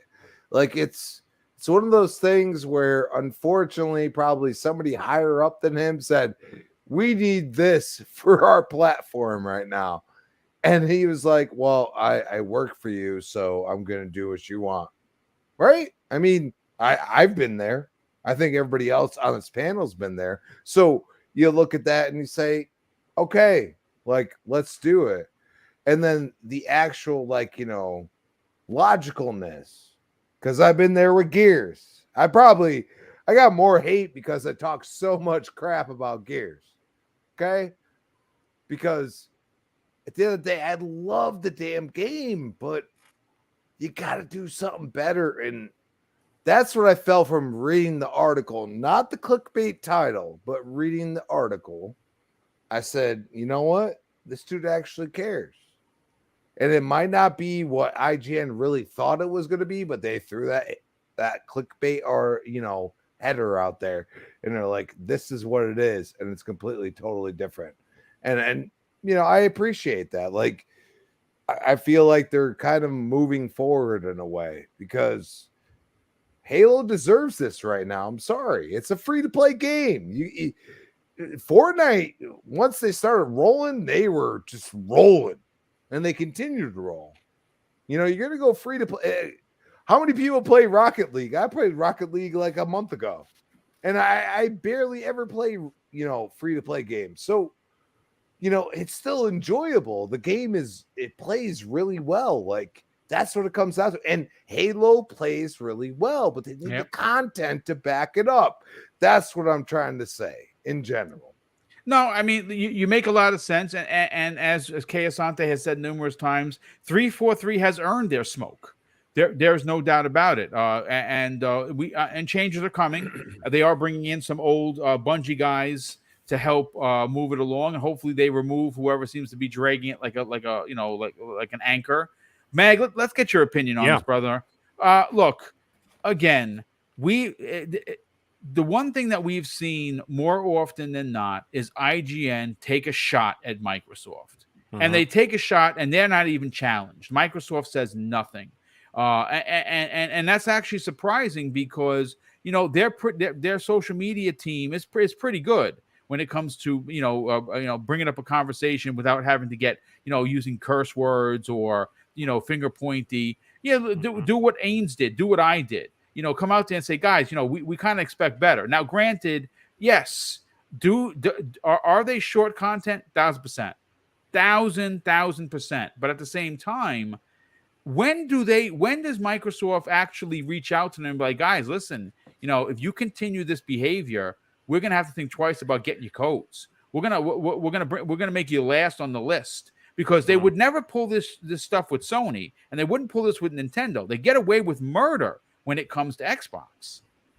The problem is the minute Microsoft tried to do something like that, the next IGN article would be, Microsoft pulls codes from IGN. It'd be all over the place. Oh boy! And threatens IGN because they wouldn't talk nice about him or something like that. They would spin it in a way to make them look like they were bullies, right? Yep. Whereas, let's face it, I mean, like, regardless of how you feel, how anybody in the chat or whatever feels about Sony, Sony's business tactics, which is a Japanese business tactic, are bullies. That is the way they operate. They are very bold. They're quiet, okay? They're very traditional and quiet, but damn, do they ever they don't mess around. They don't budge for anybody, and that is the Japanese way when it comes to business. There is no negotiation. This is the way it's going to be, and then they sit at the table and they decide whether it's going to happen or not or whatever. But the thing is, they have a very forward way of doing it. The problem is, the way Microsoft has got that sort of North American sort of wishy-washy, we don't want to offend anybody. You know what I'm saying? Well, Mag, I will push back on you just a little bit on that. Just a little bit. If you compare the Venn diagram of Microsoft to Sony, there is no way the world at large would let Microsoft act even a little bit like Sony. Because if they do, not only do they have all the money in the world, they're also bullies. They wouldn't get away with it. Microsoft has to be the magnanimous. Well, you're right, because they got the bigger stick. They got way bigger resources. I get it, but you can't also deny that there is a culture out there that is like, we don't want to hurt anybody's feelings and this and that. So they don't. So nobody. They never want to get called back to the carpet to the EU to be like, let's break you guys up again. They never want that again. That's why they walk with a small stick. They're quiet. No, but see, specifically Microsoft, they've been having that perception, that evil very company for a long time, because they used to be that evil company, right? Even they admit it. So they're very perceptive.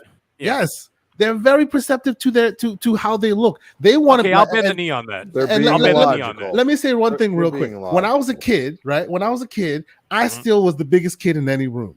So really early on, I learned that if we have to fight, you have to hit me first. Because if you don't hit me first, and then we see what you on the ground later, it's my fault. So you have to hit me visibly first before I lay you out. And that's damn straight. I've been there. You know what I'm saying? That's Microsoft today. They cannot be the first strike, unfortunately. I will bend the knee on that. So you know what? I will say that. I'll bend the knee on that. I agree with that 100%. So I'm gonna pull that statement back. That's a very rare moment for the Mag to pull a statement back, because usually I go down with I go down with the ship. Now, anyways, here's the thing. Regardless of what the article, how it came across, the title of the article even, okay, and the way it came across, the problem is this, and it may not be fair, but it is what it is. 343's public perception has been that they've got nothing but shaky legs. Yeah, right? That's true. And the problem is, when you read an article like that, the problem is they're not exactly wrong. But the thing is, you could be a little nicer about it. I mean, you don't have to be a jerk about it. But at the same time, yes, it is a bit clickbaity and all that kind of stuff. But the problem is, they have proven time and time again that they cannot release their products in a timely fashion, right? I mean, delaying the game a year and a half and still not ready.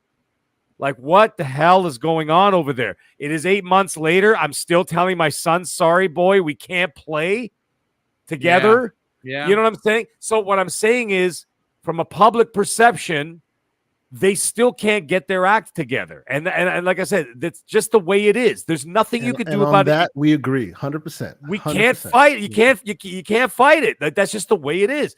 And the thing is, when you read an article like that, you're like, well, it wasn't nice, but they're not wrong. You have to have to add that tag to the end of the sentence because they're not wrong. But yes, there is a bit of responsibility when it does come to journalism. But the problem is these days, 90% of what's going out there is not journalism. It's just some 16-year-old who's been hired to do piecework for IGN, who puts up a social media post for them once every couple days, and they got like 30 of those guys. All it takes is one of them to put some kind of an inflammatory clickbait article up there, or at least just put the title up there and then link the article that someone else wrote. Yeah. Right? Because what they're trying to do at the end of the day, which a lot of but by the way, I'm going to say this, toxic Sony guys, not regular Sony guys. Toxic Sony guys always say that the reason why I release my videos and stuff, they're like, you're not doing it for parody. You're doing it for clout. I'm not doing it for clout. I don't need clout. He doesn't even have a YouTube channel, folks. I don't even have a YouTube channel. I don't need the money. I don't need the clout. I don't need any of it. I do it because I like to do it and whatever, right? But the point is, these guys are doing it for clout. Okay, you could tell by the way they organize the article, the way that they word it, the way to whatever. They're looking for attention, and you know what? What gets more attention than negative attention, right? Negative attention far outweighs positive attention. So you could tell that that's what they're trying to do, right? So I get it. As for Microsoft, their hands, as Asante has kindly corrected me on, is that their hands are tied in the situation. There's not much they can say or do for it. But the thing is, now I wanted to address something else that the chat was talking about speaking or not speaking when it comes to, their progress as to what they're doing, what's coming up, and all this other stuff. They need to find, at 343 specifically, they need to find a happy medium, okay? They don't need to tell me everything they're doing, okay? When, when God of War, let's take God of War Ragnarok. I released 3 videos about God of War Ragnarok, okay? And about the release date and everything else. They didn't release the date because, Pony Master 420 was sending pics to Alana Pierce. You know what I'm saying? It wasn't because, remember the other video I put up where I actually lambasted people who were doing stuff like that? That wasn't even a funny video. That was a serious one where I'm like, guys, don't be proud of being a bunch of jerks. Okay? Yeah, like, exactly. We did it, bro. Well, Doyle rules. We did it. You know what I mean? We bullied them. We bullied them into telling us the release date. No, they didn't. Sony released on their terms when they were ready, when they wanted to release the release date for God of War Ragnarok, and when the game was ready, right? They did the same thing with Uncharted 4 back in the PS4 era when people were like, what's going on with the game? It got delayed or whatever. Sony didn't say squat until the game was ready to be shown and ready to be released. And guess what? Nobody calls them out on it, and that's great. You know why? Because they get the product done and they back it up with a good product. Now, the thing is, like if Tom Cruise is working on Top Gun 3, is he calling Johnny 420 every 2 days and saying, I just filmed 3 more scenes. We're almost done. We're on schedule. They don't tell you squat till the trailer's out. Yep. And that's because the movie is already in the editing bay and it's already basically done. Okay? So the thing is, we don't need to know every single inner workings of how the sausage is made with the game. You don't even need to give us a timeline. I honestly don't believe. I said this a long time ago about 343. I said, guys, cut it out with the big lists of what you're releasing, when, where, who, how, and what.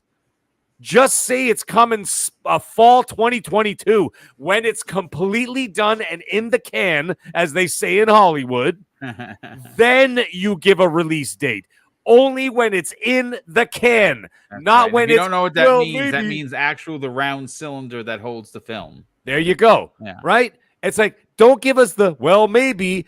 We didn't say exactly this day, but we did say this week. Might be next week. Just shut up. Now, to be fair on that one, they kind of did say it was in the can because it was on the box art, and then they delayed it for a year. No. You know what? I know, but you know what? That is a judgment. That's a low blow. No. But that's a judgment call that they messed up on. That was something they shouldn't have kept They should have kept their mouth shut. Yeah. And I understand that they were trying to push for the release so that it released at the same time as the Series X and the Series S, right? I get it. I understand it. Mm-hmm. That's an absolute power move that needed to happen. It did not happen, but that's fine. But then they give you another year and a half to do it, and you still don't know what's going on. You still say, well, we didn't say today, but we did say this week. It's been 3 days, guys, and still no word. It's in pen until it's erasable. I think they just should have stopped. Just stop. Just stop talking. Just Once it's 100% done, said and done, then say, guys, here it is. The product's ready. It releases in 6 days. That also gives them time to just iron out a couple of little details here and there, but it's going to launch flawlessly. That's what needs to happen. They do not need to tell everything because it just shows a point of weakness. It shows weakness. Yeah. When you constantly say this and then that happens. And they're like, I promise you this, and then this doesn't happen. No, it's like the absentee father going to, when he's divorced from his wife, and he say, oh, don't worry, little Johnny, I'm going to take you to Disney World next week. And then the jerk doesn't even show up because he's drunk, passed out on someone's couch in the basement. Okay? And that's, you know what I'm saying? And then all of a sudden, the little Johnny.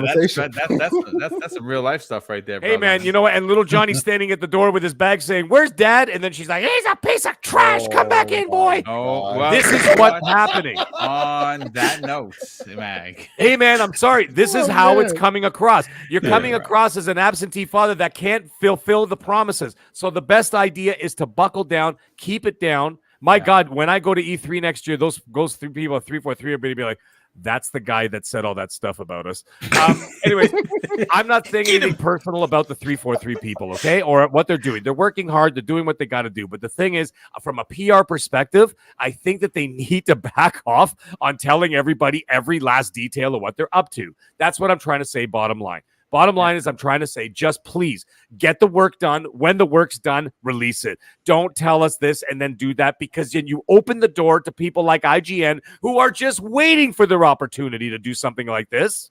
Big fact. Okay? And you're inviting it. That's what I'm trying to say. Don't invite it. Just don't give them a reason to talk. Except for, hey, guys, it came out. It's ready to go. Let's go play it together and have a good time. That's all I'm trying to say. No, I mean, good stuff as always. Fuzz, let's get your final opinion on this. We're going to move on to the triple header, or the I don't know how you're going to put it, triple head monster that Sony has lined up for 2022 in the form of Horizon Forbidden West, The Last of Us Remake, and of course, rounding out God of War. And we're going to kind of talk about a lot. There's been some chatter about Last of Us being half a game, and like I said, I'm not buying it on day one because I played through it. I played through it twice, as a matter of fact. I loved it. I'm in the same camp as a lot of people. I think it is a half a game for $76.43 here in New York for a game I've already played through for newer graphics. Yeah. Without factions, it's fine. It's fine. I'm more excited for God of War because even though it's some people again saying that's DLC, it's a God of War that I haven't played yet, and I loved God of War 2018. I just started Game Save Plus, and I'm loving it as much as I honestly I sat back in my chair just the other day. I'm like, I can't believe what I'm seeing with my eyes. Like this game is a modern day masterpiece. But before we get to that, Fuzzy, let's get your opinion on this. Again, we understand IGN is who they are. 343 deserves the righteous smoke. There's no doubt about it. They have failed their fans, and I'm someone that put 13 days of play into Infinite. I have finished both battle passes. I have dropped over $100 on both, so I'm in the bag. They've gotten me both financially and time-wise. So again, I feel like I can have an opinion. But you see, that's not what Ains was talking about. It wasn't that IGN is just being critical of 343. It was that they clickbaited the community with a BS article regarding the missing co-op, which was addressed the day before. All they had to do was go to Brian Gerard, who, of course, is the community manager, and he could have summed it up for them, no problem. But, of course, they got to pay the rent, or butter their bread. So they needed something clickbait, and nothing's better than hating on Xbox, specifically Halo. What are your thoughts on both my point and Ains? Well, I'll address the clickbait article. I mean, there's so many relevant topics that they could have used that they wouldn't have to pull this, what would be considered obvious for anybody that's on Twitter, knowing that the community manager had already made mention about the situation prior.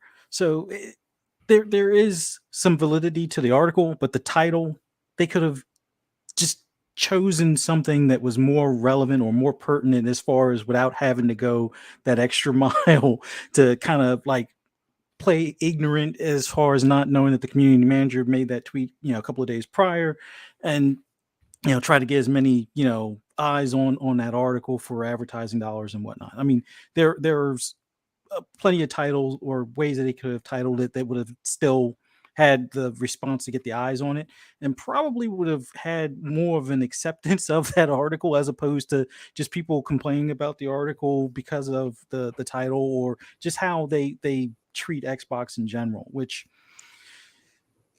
all things considered with 343 isn't helping matters, but aside from that, the article title, they definitely stand, they could definitely stand to do better as far as their wording and whatnot. But as far as for 343, I will have to agree with Mag as far as there comes a time where it's better to just be quiet, put your head down, and continue working. And I think that seems to be a matter that they it's not that that they're lost on that idea, but it just seems like they have these continuous trippings or stumblings as far as whether it's something that is about to be released or something that's about to be tested or a flight or whatever the case may be. It would be better to some extent to take a step back, just give more of a generalized time frame. Don't say any numbered dates, just hey, it's going to be fall. Well, as far as the number, maybe the year, as long as you think you can actually make it. But even then, it seems like with 343 as of late, yes, I understand COVID has kind of wrecked their whole to do, but also whatever management is in place currently just doesn't seem to be able to get things working cohesively between the full-time employees and the contract employees, which that's another thing that they need to get figured out as well. Like, yeah, the contract situation at 343 is abysmal. Yeah, at the minimum way I could talk about it, based on what we've heard, it is just not a good scene. No. And contract work can have its benefits when you're just needing it as an add-on where you're already meeting deadlines or meeting quotas or whatever you have to do. And the contract work is kind of more of like quality control or, trying or like doing the pre-work on like a next phase for, next year's story DLC or something like that. Like if you're ahead of the game, that's when contract work would be a project with having the groundwork laid by the contract team. But using the contract team, at least the way I've heard for 343, it just seems like it's an old Microsoft policy that probably should have been, put to bed back in the 90s or early 100%. 2000s. Yeah. But 343, hopefully with, bringing back, I can't remember the guy's name that was with Bungie before with State. Yeah, we talked about it on Breakfast at Boom. I don't have it in front of me. But with bringing him back, hopefully they can kind of get into the groove of, staying on track on things. And then whatever, how you call it? Like low drag, slow roll, or I don't know. Whoever is basically, like you said, the boat anchor for them right now. They really need to relocate them or just let them go or whatever the case may be. But IGN they're going to continue to beat or browbeat Microsoft until they either clap back or until they get their act together. And even when they get their act together, I still think they'll try their best to, do clickbait articles because, hey, nothing sells news other than controversial news or sells hate, better than controversial news. Yeah. So. But it's a bad situation all around. 343, hopefully we'll get their act together as far as the overall cohesiveness of things. And IGN, if I not to put words in Aaron Greenberg's mouth, but I would probably be less generous to them as far as either breaking news or things like that. Like there are other up and coming news or online. Oh, there's plenty. Here's a perfect example. How about lordsofgaming.net? Run by the Iron Lords. They are as legit as they come. How about Ainsley? I was about to say, how about Season Gaming itself? Great article. Gaming itself. Yeah. I don't do reporting news like that. I just do podcasts. So I think it would be too big for a double barrel gaming, to be honest with you. But that's a whole different job. Yeah, that's a big Game deal. Rant. Does anyone read their work? I do. Their Game Rant is great. I use a lot of their stuff. There are so many others that do it right. that don't have to go the clickbait way, and you know, they don't have to pick IGN. And hopefully at some point Microsoft does become such a magnanimous force in gaming that like Sony, like Nintendo, IGN will be fearful of doing stuff like that. And maybe that happens after the ABK deal. Yeah. Maybe that happens after the start of 2023. I couldn't tell you when it's going to happen, but it is going to happen soon enough. But listen, I do want to catch up with some of the super chats, folks, and then we're going to get to this. And again, it's a loaded topic. We're going to be talking about Geoff Keighley's Game Awards, which is one of the biggest award show in gaming, as we know. Lots and lots, millions and millions of eyes and ears on it each and every year. He had some things to say on some people that apparently hit a nerve with him regarding last year's snub of Forza Horizon 5 being in the Game of the Year conversation. There was some talk about it not being important enough for reviewers to care. We've heard some talk about that. Whether that's true or not is I don't really know. But again, why are we talking about this? Well, because at the end of this year, Sony is putting together one hell of a 2022. And just by sheer number, by just sheer output, their games are probably going to potentially be 3 out of the 10 in Game of the Year conversation. Now, that does bother a lot of people. Oh, we lost Crispy. Maybe we'll get him back. I mean, listen, if their games are great, they deserve to be in that conversation. I expect God of War to be as good, potentially better than 2018. And you know what that says to me? Yes, please.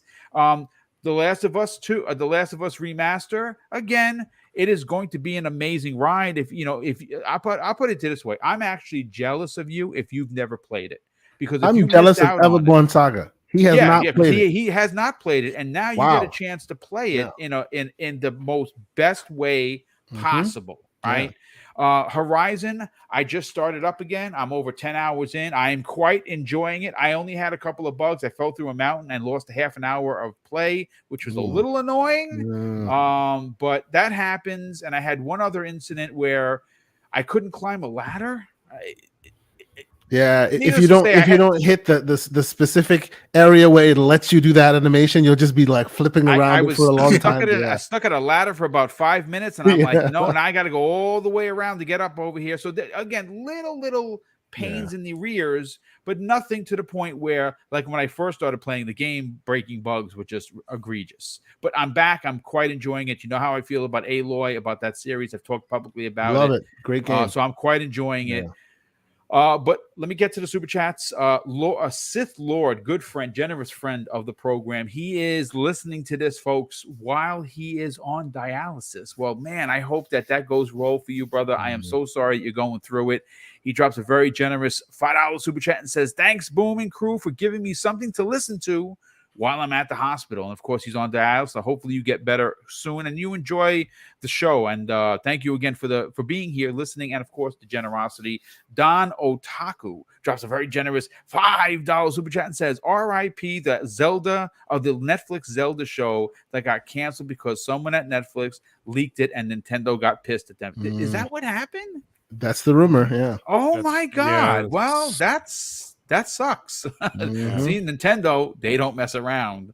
Lonely Boy 221133 drops a $5 super chat and says, "When Netflix signed with AWS in 2013, Prime Video wasn't a juggernaut investment into original IP that it is in 2022. Netflix losing subs and money to Amazon." I mean, that's something to be said for sure.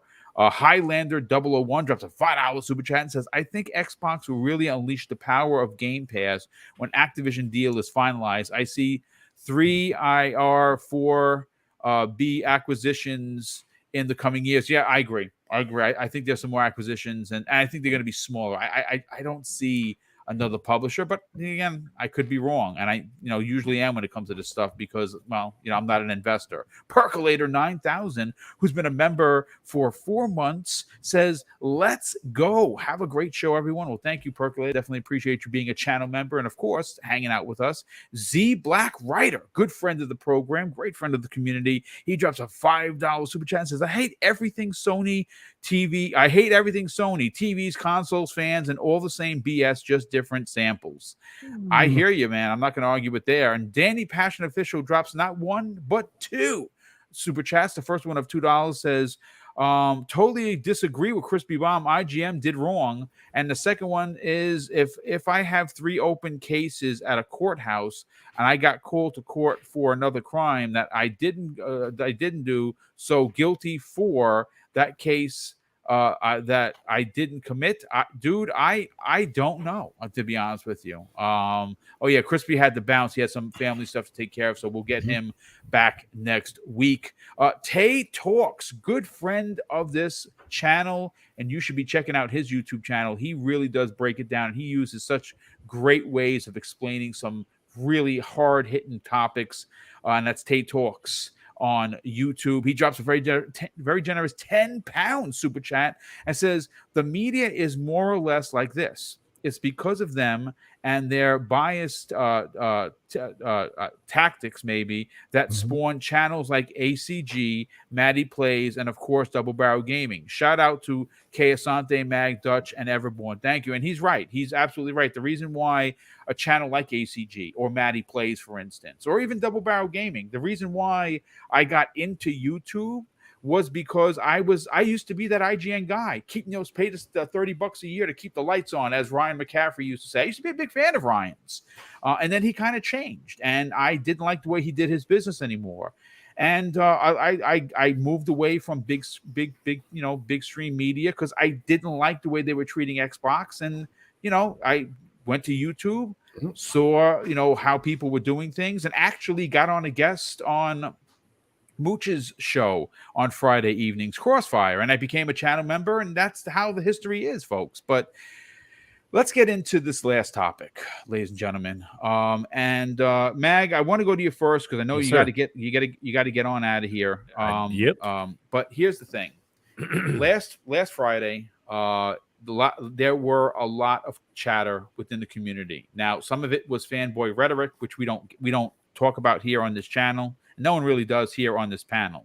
But head of the Game Awards, Geoff Keighley, was going back and forth with people in the community. Now, some trolls, did what trolls do, and I don't agree with it. Like I said, I don't like what Geoff does sometimes. He does things that just make me scratch my head for someone in his position that levies such respect.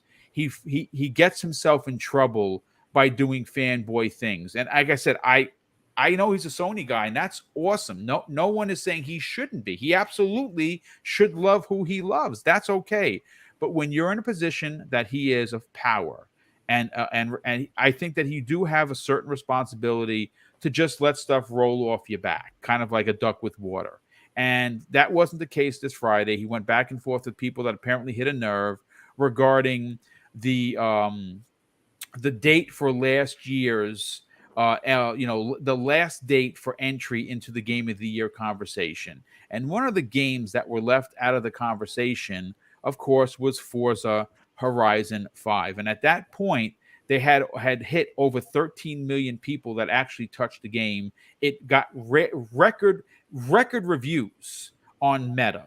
It scored well with just about every site. So a lot of people called foul when he said that it didn't meet the cutoff, or something to the effect. And Kay, I think you can correct me here. Something to the effect is not enough people cared about it to play through it, to review it, or something like that. Which I mean, that's towing an ugly line. I mean, that's a straight up lie. And you're in a position of power to spew that kind of BS is just not good. So why did this come to fruition this week or late last week? It's because of the Sony conundrum. Now, right now, Sony is probably going to win, without even trying to be a stretch here, Publisher of the Year, very similar to what Microsoft won last year by just pure mathematics. Microsoft has nothing. They have literally nothing.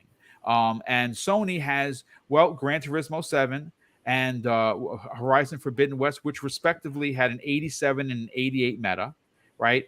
I think I can say with all honesty that that Last of Us Remake is probably going to be a 90 meta. I think that it's safe to say that God of War, if it's like God of War 2018, is probably going to be a 90 meta. So I'm no mathematician, folks, but that to me says 89. Two 90s, 87, 88, 89, right? It rounds it out. And if it's an 89, well, that's probably Publisher of the Year and rightfully earned. But a lot of people had a problem with The Last of Us Remake being the price that it is. That's another conversation that we can or cannot have. I'm not buying it per se. I'll wait for it to come in. I mean, I'll play it when it comes to the the Plus service, and it eventually will. Some people are waiting for it to come to PC, which is currently being developed for right now. They've already actually said that in the advertisement, and K is one of them. But Mag, let's get your opinion on this regarding what happened with Keighley. A lot of people hit a nerve with him, specifically with his date. And even though it was brought to my attention, and I never said anything regarding the 22 date because he hasn't talked about it yet, because we're still at half of the year. We'll see whether it's going to remain the 19th of November, as it was according to numerous articles that I pulled up for the show. It said the 19th, but the reality was, I think it was ultimately the 5th. The 5th is technically the day, and that's how, like Jedi Fallen Order the year before, got snubbed. And I'm talking about Horizon 5 getting snubbed. A lot of people are saying and calling foul that God of War is going to work its way in there, coming out the 9th.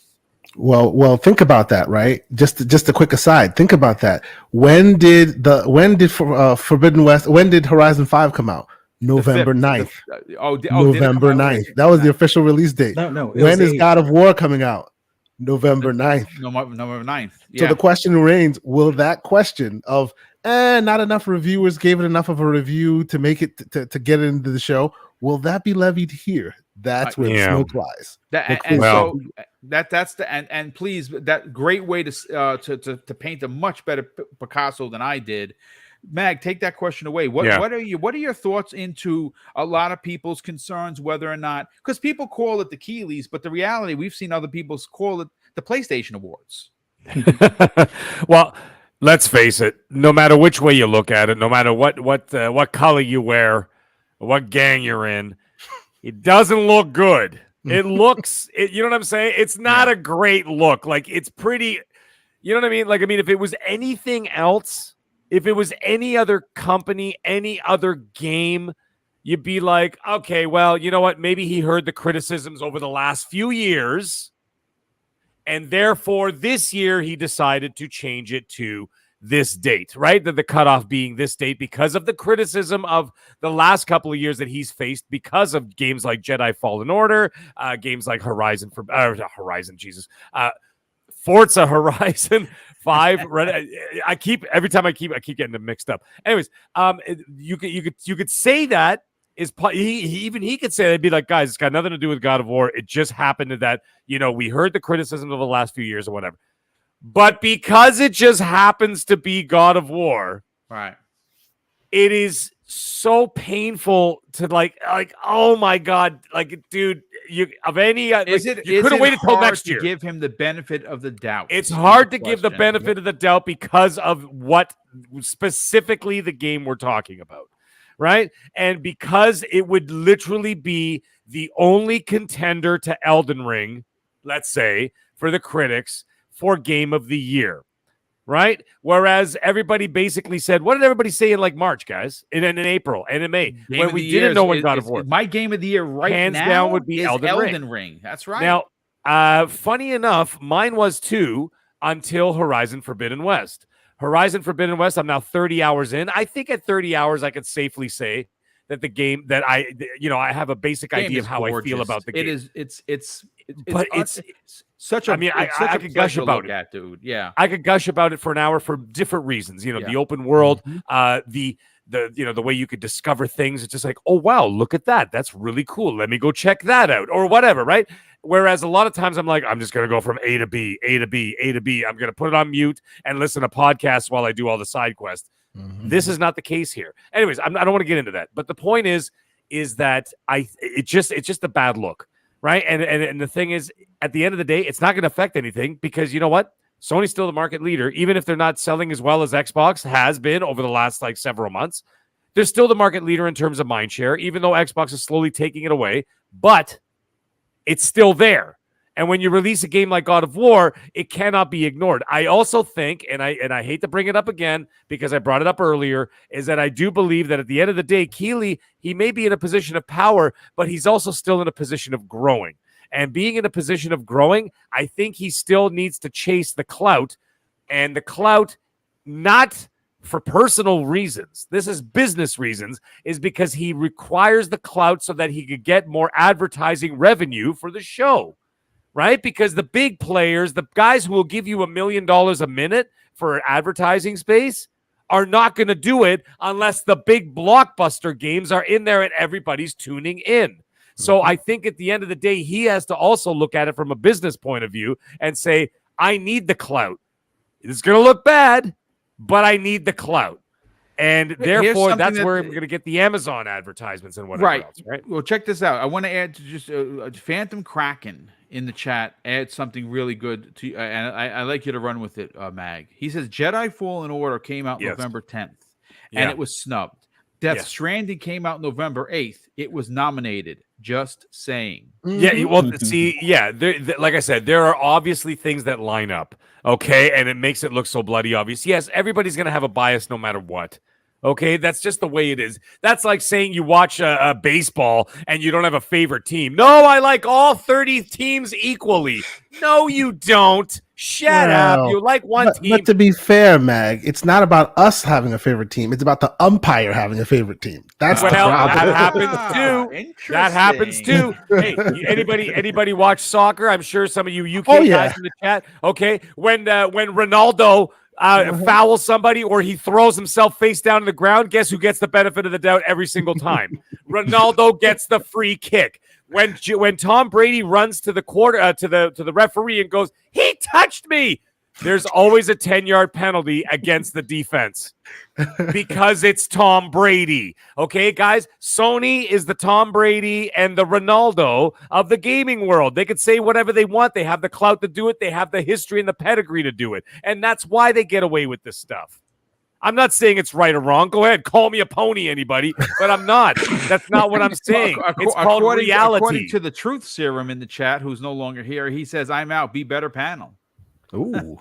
Whoa. Yeah, whatever. All okay. right. Yeah, Truth Serum. All right. There's only one Truth Serum, and it's made by Snape, not by you. That's right. So, anyways, the thing is anyway, that's just what I feel about it. It's just that it's going to happen no matter what. This is the reality of the world. If you don't like it, you don't like what I'm saying, then clearly you don't like reality. Then go live in a closet and do whatever you want to do. Play Dungeons and Dragons. I don't know.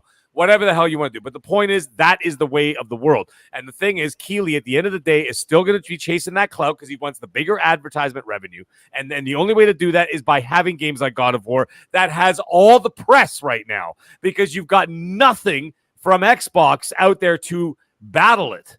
Okay. Yes, they're going to be games in Game Pass like Plague Tale Requiem and High on Life, which are my two big games of October next to Call of Duty. Two of my right? most anticipated games. Yeah, like they're big games, but they're not Microsoft games, so it's not going to have the same amount of clout as if you had Starfield versus God of War, let's say, and Elden Ring did not come out this year. If you had those two games going against each other, Keighley be like this, rubbing his hands, going, "Oh, baby, I'm going to have fanboys from both sides with pitchforks and torches ready for that Game Awards, and I'm going to triple my viewership on that." Remember, guys, Michael Corleone said it.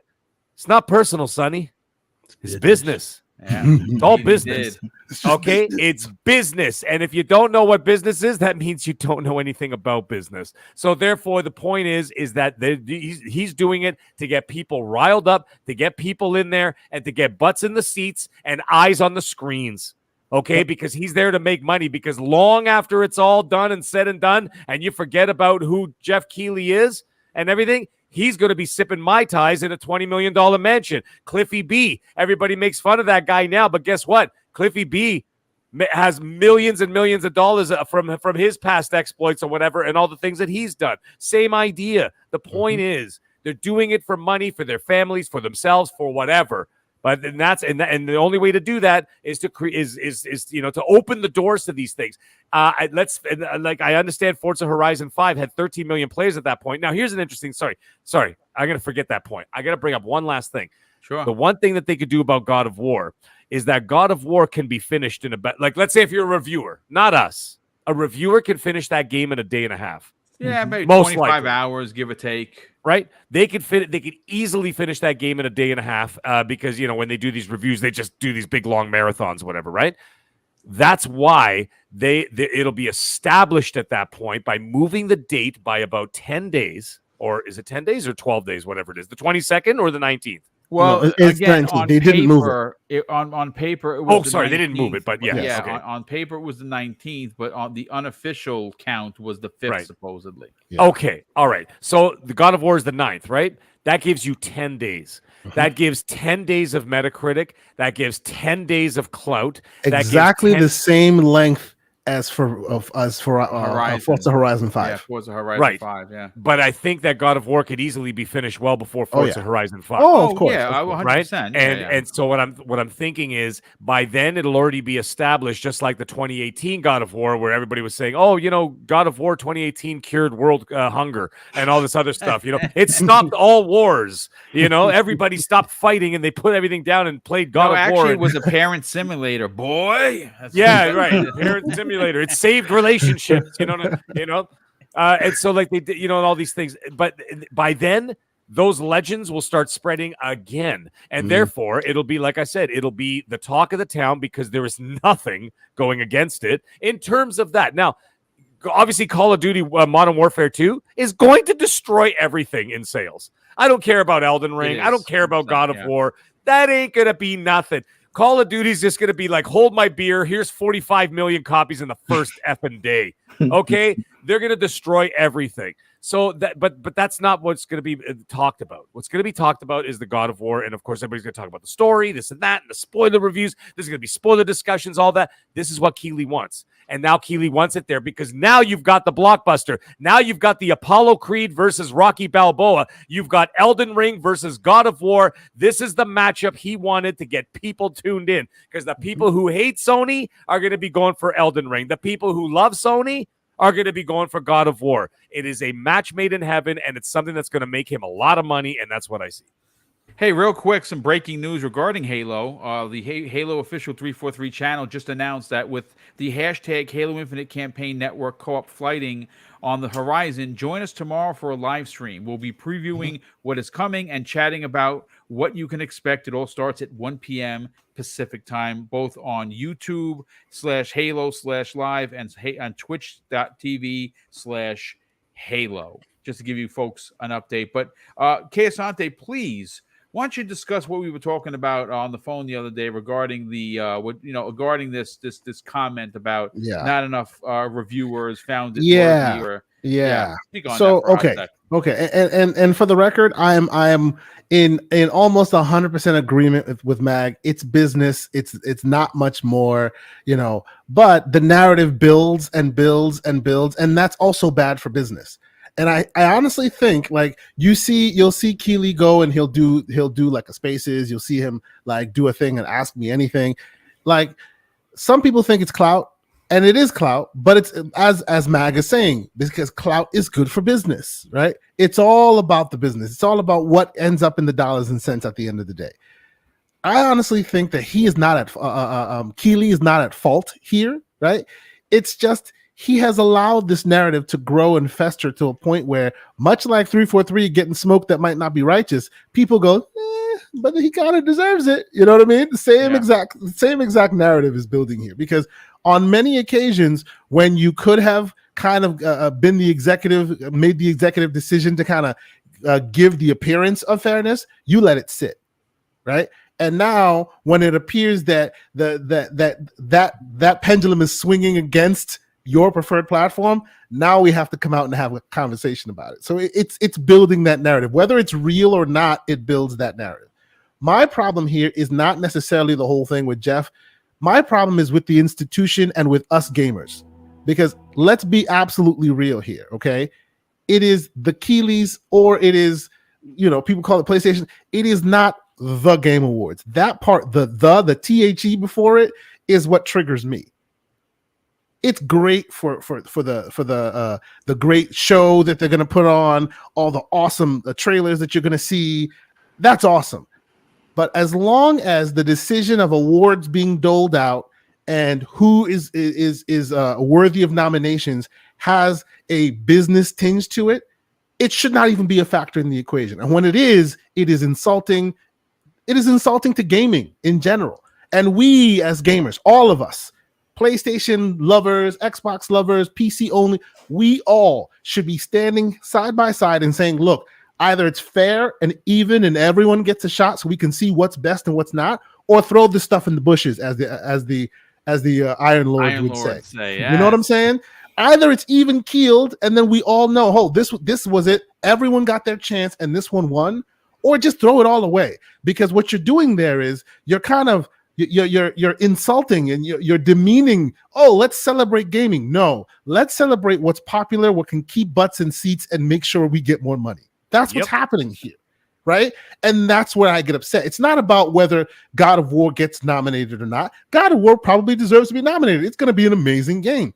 It certainly is. Yeah. That's the fodder. That's the fodder that gets the butts in the seats. That's what I'm trying to. True. What I mean? And you are 100% right. 100%. And we should not fall for the damn banana in the tailpipe, Mr. Thank Boomstick. you, Eddie Murphy. That's what we keep falling for. We keep, they set us up to dance and we dance like friggin' monkeys. This is terrible, right? Yes, it's true that they're setting that up. Whether he's setting it up because he's a fanboy or he's setting it up because it brings cool drama or whatever, right? That's not the point. The point is they are playing us. And by us, I mean us as gamers, pitting us against each other. Oh, this one got this, but that one didn't, and blah, blah, blah, blah, blah. And that is terrible. We should not be falling for that, right? Look, we're there to watch the great trailers and all the really awesome things that will show. But until we know that the balls and strikes are called fairly across the board, we as a community should fight the good fight and get them to remove this BS reviews award ceremony part out of it, because they're disrespecting the developers anyway. Because we already know, right? And Mag has expertly pointed out that the beginning and end of that decision is not about its merit. And if it's not about the merit, if that's not the reason why it's getting nominated, then nothing else should matter, right? Keighley's bottom line shouldn't matter.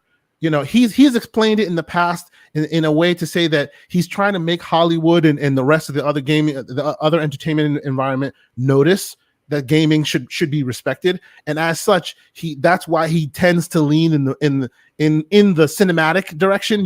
If it's a cinematic game with a story, it'll be more likely to get nominated. That was, and this comes from a Spaces he had. That was one of the reasons why he's like, first he did that foot and mouth disease. Forza is niche, and then we heard the news of 25 million players. Oh no, I guess that's not it. Now it's because it doesn't have a real story.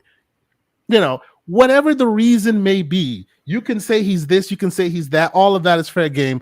But at the end of the day, as Boom has expertly pointed out, he has a responsibility as a representative. He's the representative for gamers to those who are not gamers. Yep. He gets called to CNBC to have conversations on our behalf, right? And if you are at that prestigious level, whether you like one side or another side, none of that should matter. You should be very, very, very cognizant of how you're perceived in the market.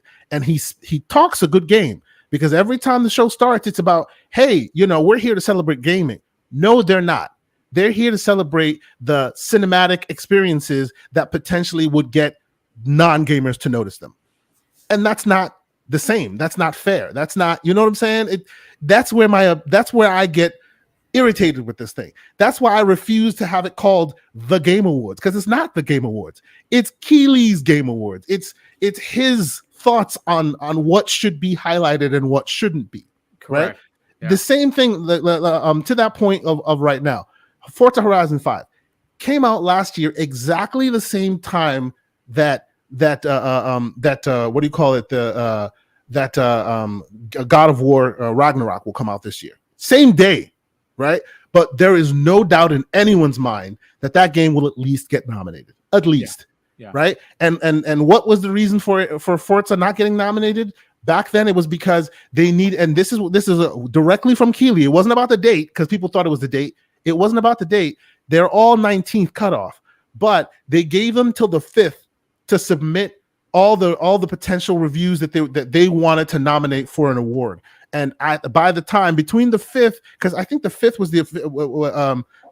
the unofficial cutoff, and the game officially came out on the 9th. Although, let's be clear here, by that time, a bunch of people had already been playing it because they released it way earlier, right? There's early access, and that's right. Reviewers got copies. And even reviewers got even earlier than that access. Yeah. So all of that didn't hold any water. Let's be real here. You can call him a pony. You can say, well, this and that. Yeah. Ragnarok is a cinematic experience.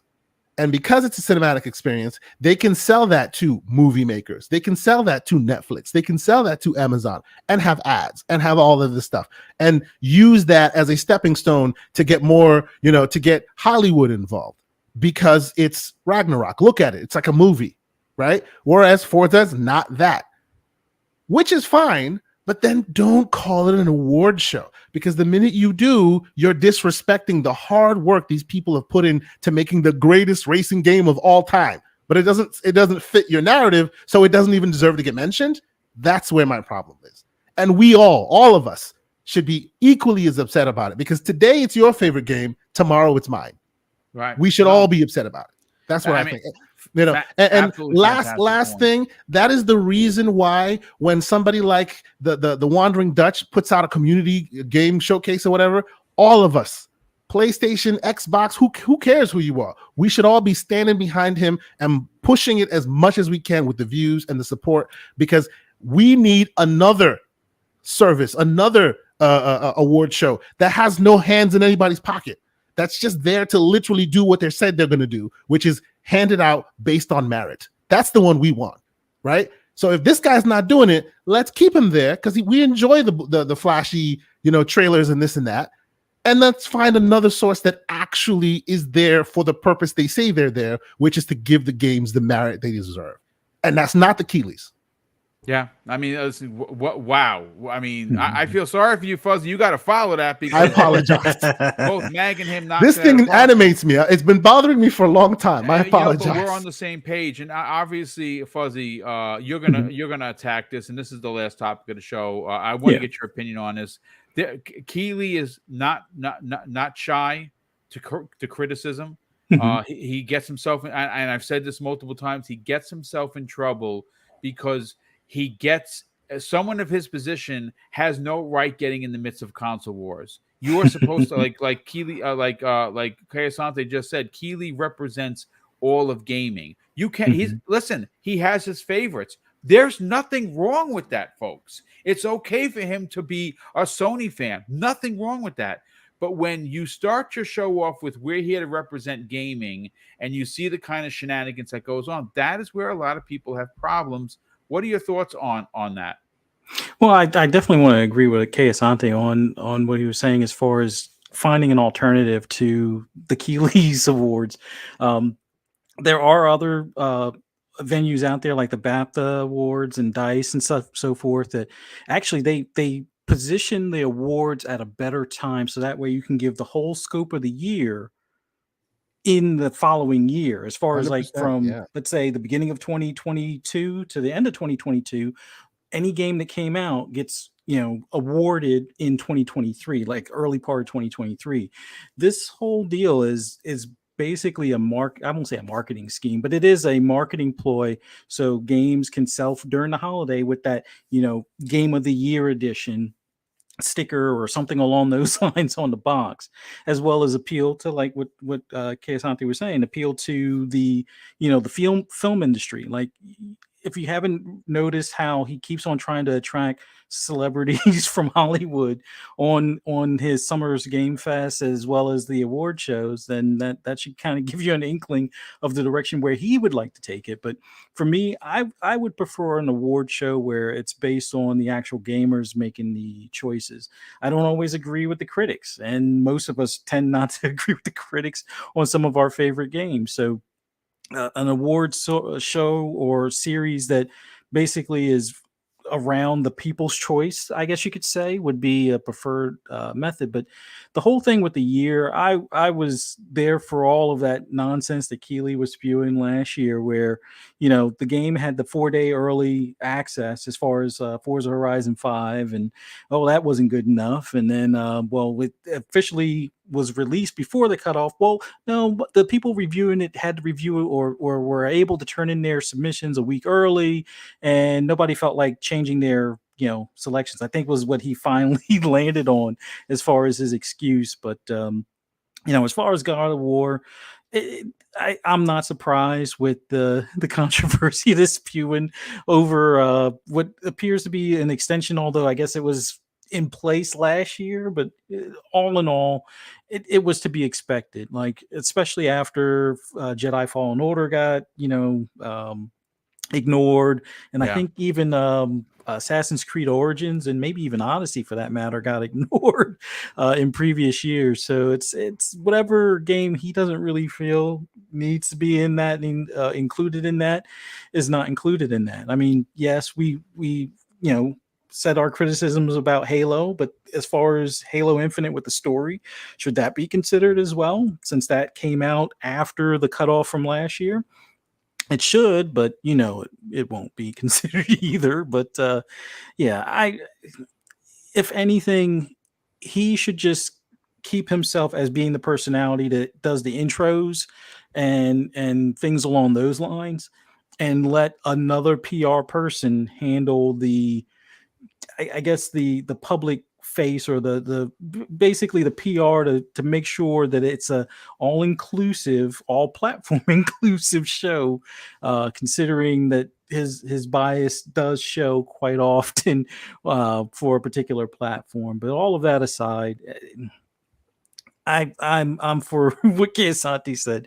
Just we need to find another avenue to at least spend our time watching for awards. But by all means, watch trailers and things like that for during the he puts on a great show, right? He puts on an awesome show. I'm never criticizing his show. No, his shows have been top tier. And like I said, I give him monster credit. The year of COVID 2020, that show was absolutely amazing from start to finish. No smoke towards that. Do you remember the awards that were given out that time? I don't. Exactly my point. But in the grand scheme of things, he definitely should step away and let some other PR person or persona type of deal handle the public, or at least make better excuses. I'll just leave it at that. It'd be more thoughtful and forthcoming excuses for why something should win, it shouldn't. It was half-hearted. He got called out for it. He still has sore skin over it, and obviously we saw that transpire once again over the right before the weekend, where he was going back and forth with people on social media, specifically Twitter. And you know what, Boom? Don't you think that him coming out and doing that back and forth, that kind of also lends in the direction of, I don't want people to see my bias, so I'm going to come out there and defend. No. Well, they struck a nerve. I said that, and I wasn't lying when I did say that. But ladies and gentlemen, that is your primetime gaming. I want to thank the near 400 people we had here. A quick show notes update for the remainder of the week. There will not be a new X-Vlog live on Thursday, and there will not be a new Breakfast at Boom. Mrs. Boom is off for the remainder of the week. We're going to have some family over. We're going to kind of step away from podcasting for a bit, kind of spread our wings and just enjoy some family time. But we will be back next week for our regular 4 scheduled live programs. You're going to have Tuesdays, the Xbox Factor podcast, Wednesday evening back here for Primetime Gaming, Thursday at 12 p.m. Eastern Standard Time for X Vlog Live. That is the new one-on-one program that runs about 70 minutes, give or take. And also, we're going to have Brett, see you back here on next Friday, where we're going to be giving away $400 worth of digital goods in the form of 8 $50 gift cards. And all you got to do to win, folks, is be in the chat. We let the picker pick. And if you are a channel member, you get an additional entry. If you drop a super chat, you get an additional entry.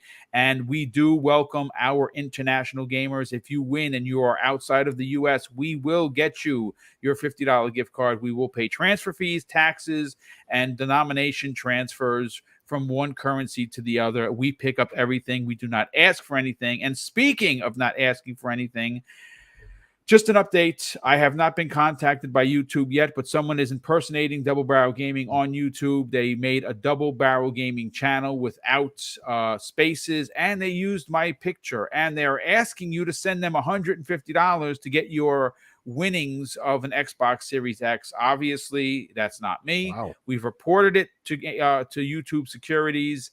I was told by several people, good luck on them doing anything, which is very sad. It's impersonation, it is fraud, and I just think because we're only at 10,000 subs that they don't care. They do care about their 30% though. So if you do get an email or a text from someone claiming to be me, trust me, we don't ask you for anything. But let me just catch them in 2 super chats, and we'll do the outros, get everyone out of here. Brigaders Blue drops an additional $2 super chat and says, "Don't forget to hit that like button," and thank you for that as always. We also have a $5 super chat coming in from Scott Gamer Dude. That's an additional super chat. He doesn't even say anything. Wait a second. As a matter of fact, he drops a third $5 super chat. Thank you for the generosity, Scott. He says the notification worked this week for me. Boom. Great show. I can catch this live every other Wednesday. Yeah, well, awesome, dude. And thank you so much for the generosity. But thank you for supporting the channel with your views and your likes. Definitely appreciate that. Kay Asante, sell your brand, brother. You're going to have a great show this coming Saturday with, of course, the slanderous one. Talk about where they can catch that show, where they can support you on YouTube, and where can they reach out to you on social media.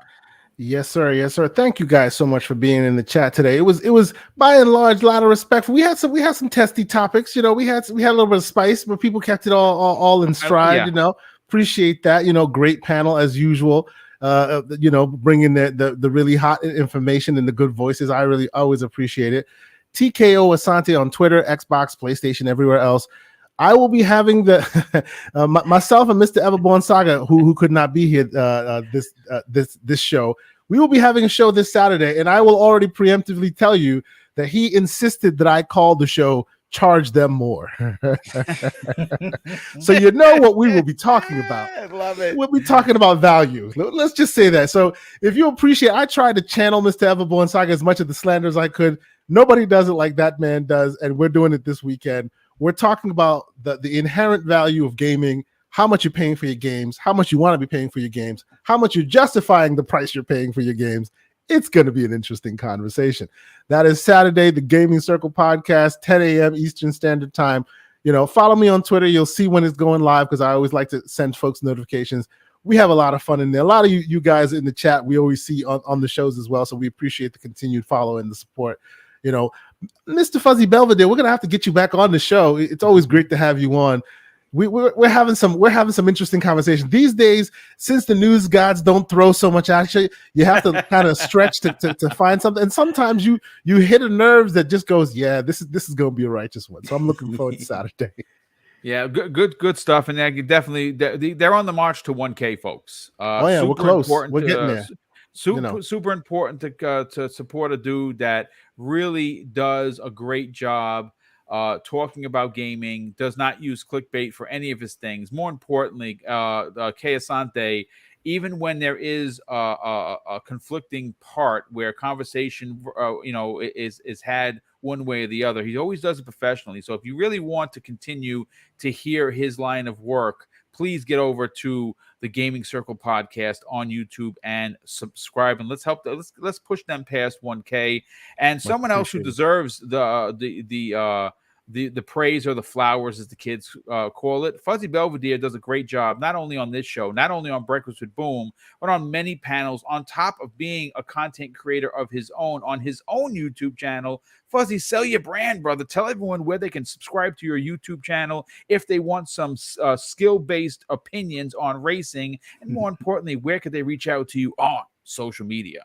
Just want to thank you for having me on, and awesome panel here. I know Crispy had to step out early, and always great to be on here with you, Mag, and with you, Asante. Always enjoy the righteous smoke that you bring to the conversation as well. But yeah, at some point, definitely need to get back on the Gaming Circle podcast. But for anybody that wants to hear my ramblings on anything gaming related, follow me on Twitter at Fuzzy_Belvedere. You can also find me on YouTube, Fuzzy_Belvedere. You can also find me on Breakfast with Boom on Fridays, although we're going to take a bit of a vacation break this Friday, but catch us next Friday at 10 a.m. Eastern Time. The Xbox Ultimate Podcast at 9 p.m. Eastern Time on Fun Speculations channel.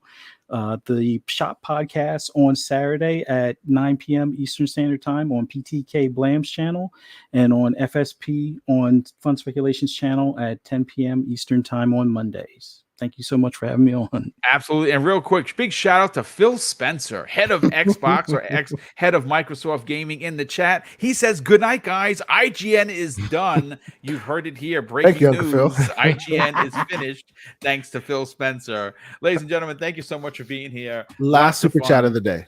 Oh, one more super chat of the day. We did actually have one. Oh, yes. Gamer by Choice. What's going on, brother? Long time, no time. How you been? He drops an outstanding $2 super chat, and he says this. Oh, very kind words. This was a great show as usual. That is very kind of you. Let's see. Definitely appreciate the praise. And I'm glad that you are here to enjoy the banter. And thank you for the generosity. And listen, folks, I'm going to close out the show with something that's important to me, folks. Hopefully one day it'll be important to you. And that's something that my dad taught us, made me a much better police officer. He said, Craig, treat others how you want to be treated. And also, it doesn't cost anything to be nice. You live by those rules, son. I can guarantee you're going to have an awesome day. So take care, everyone. And we will see you next week on the newest episode of Primetime Gaming with Mr. Boomstick and Friends.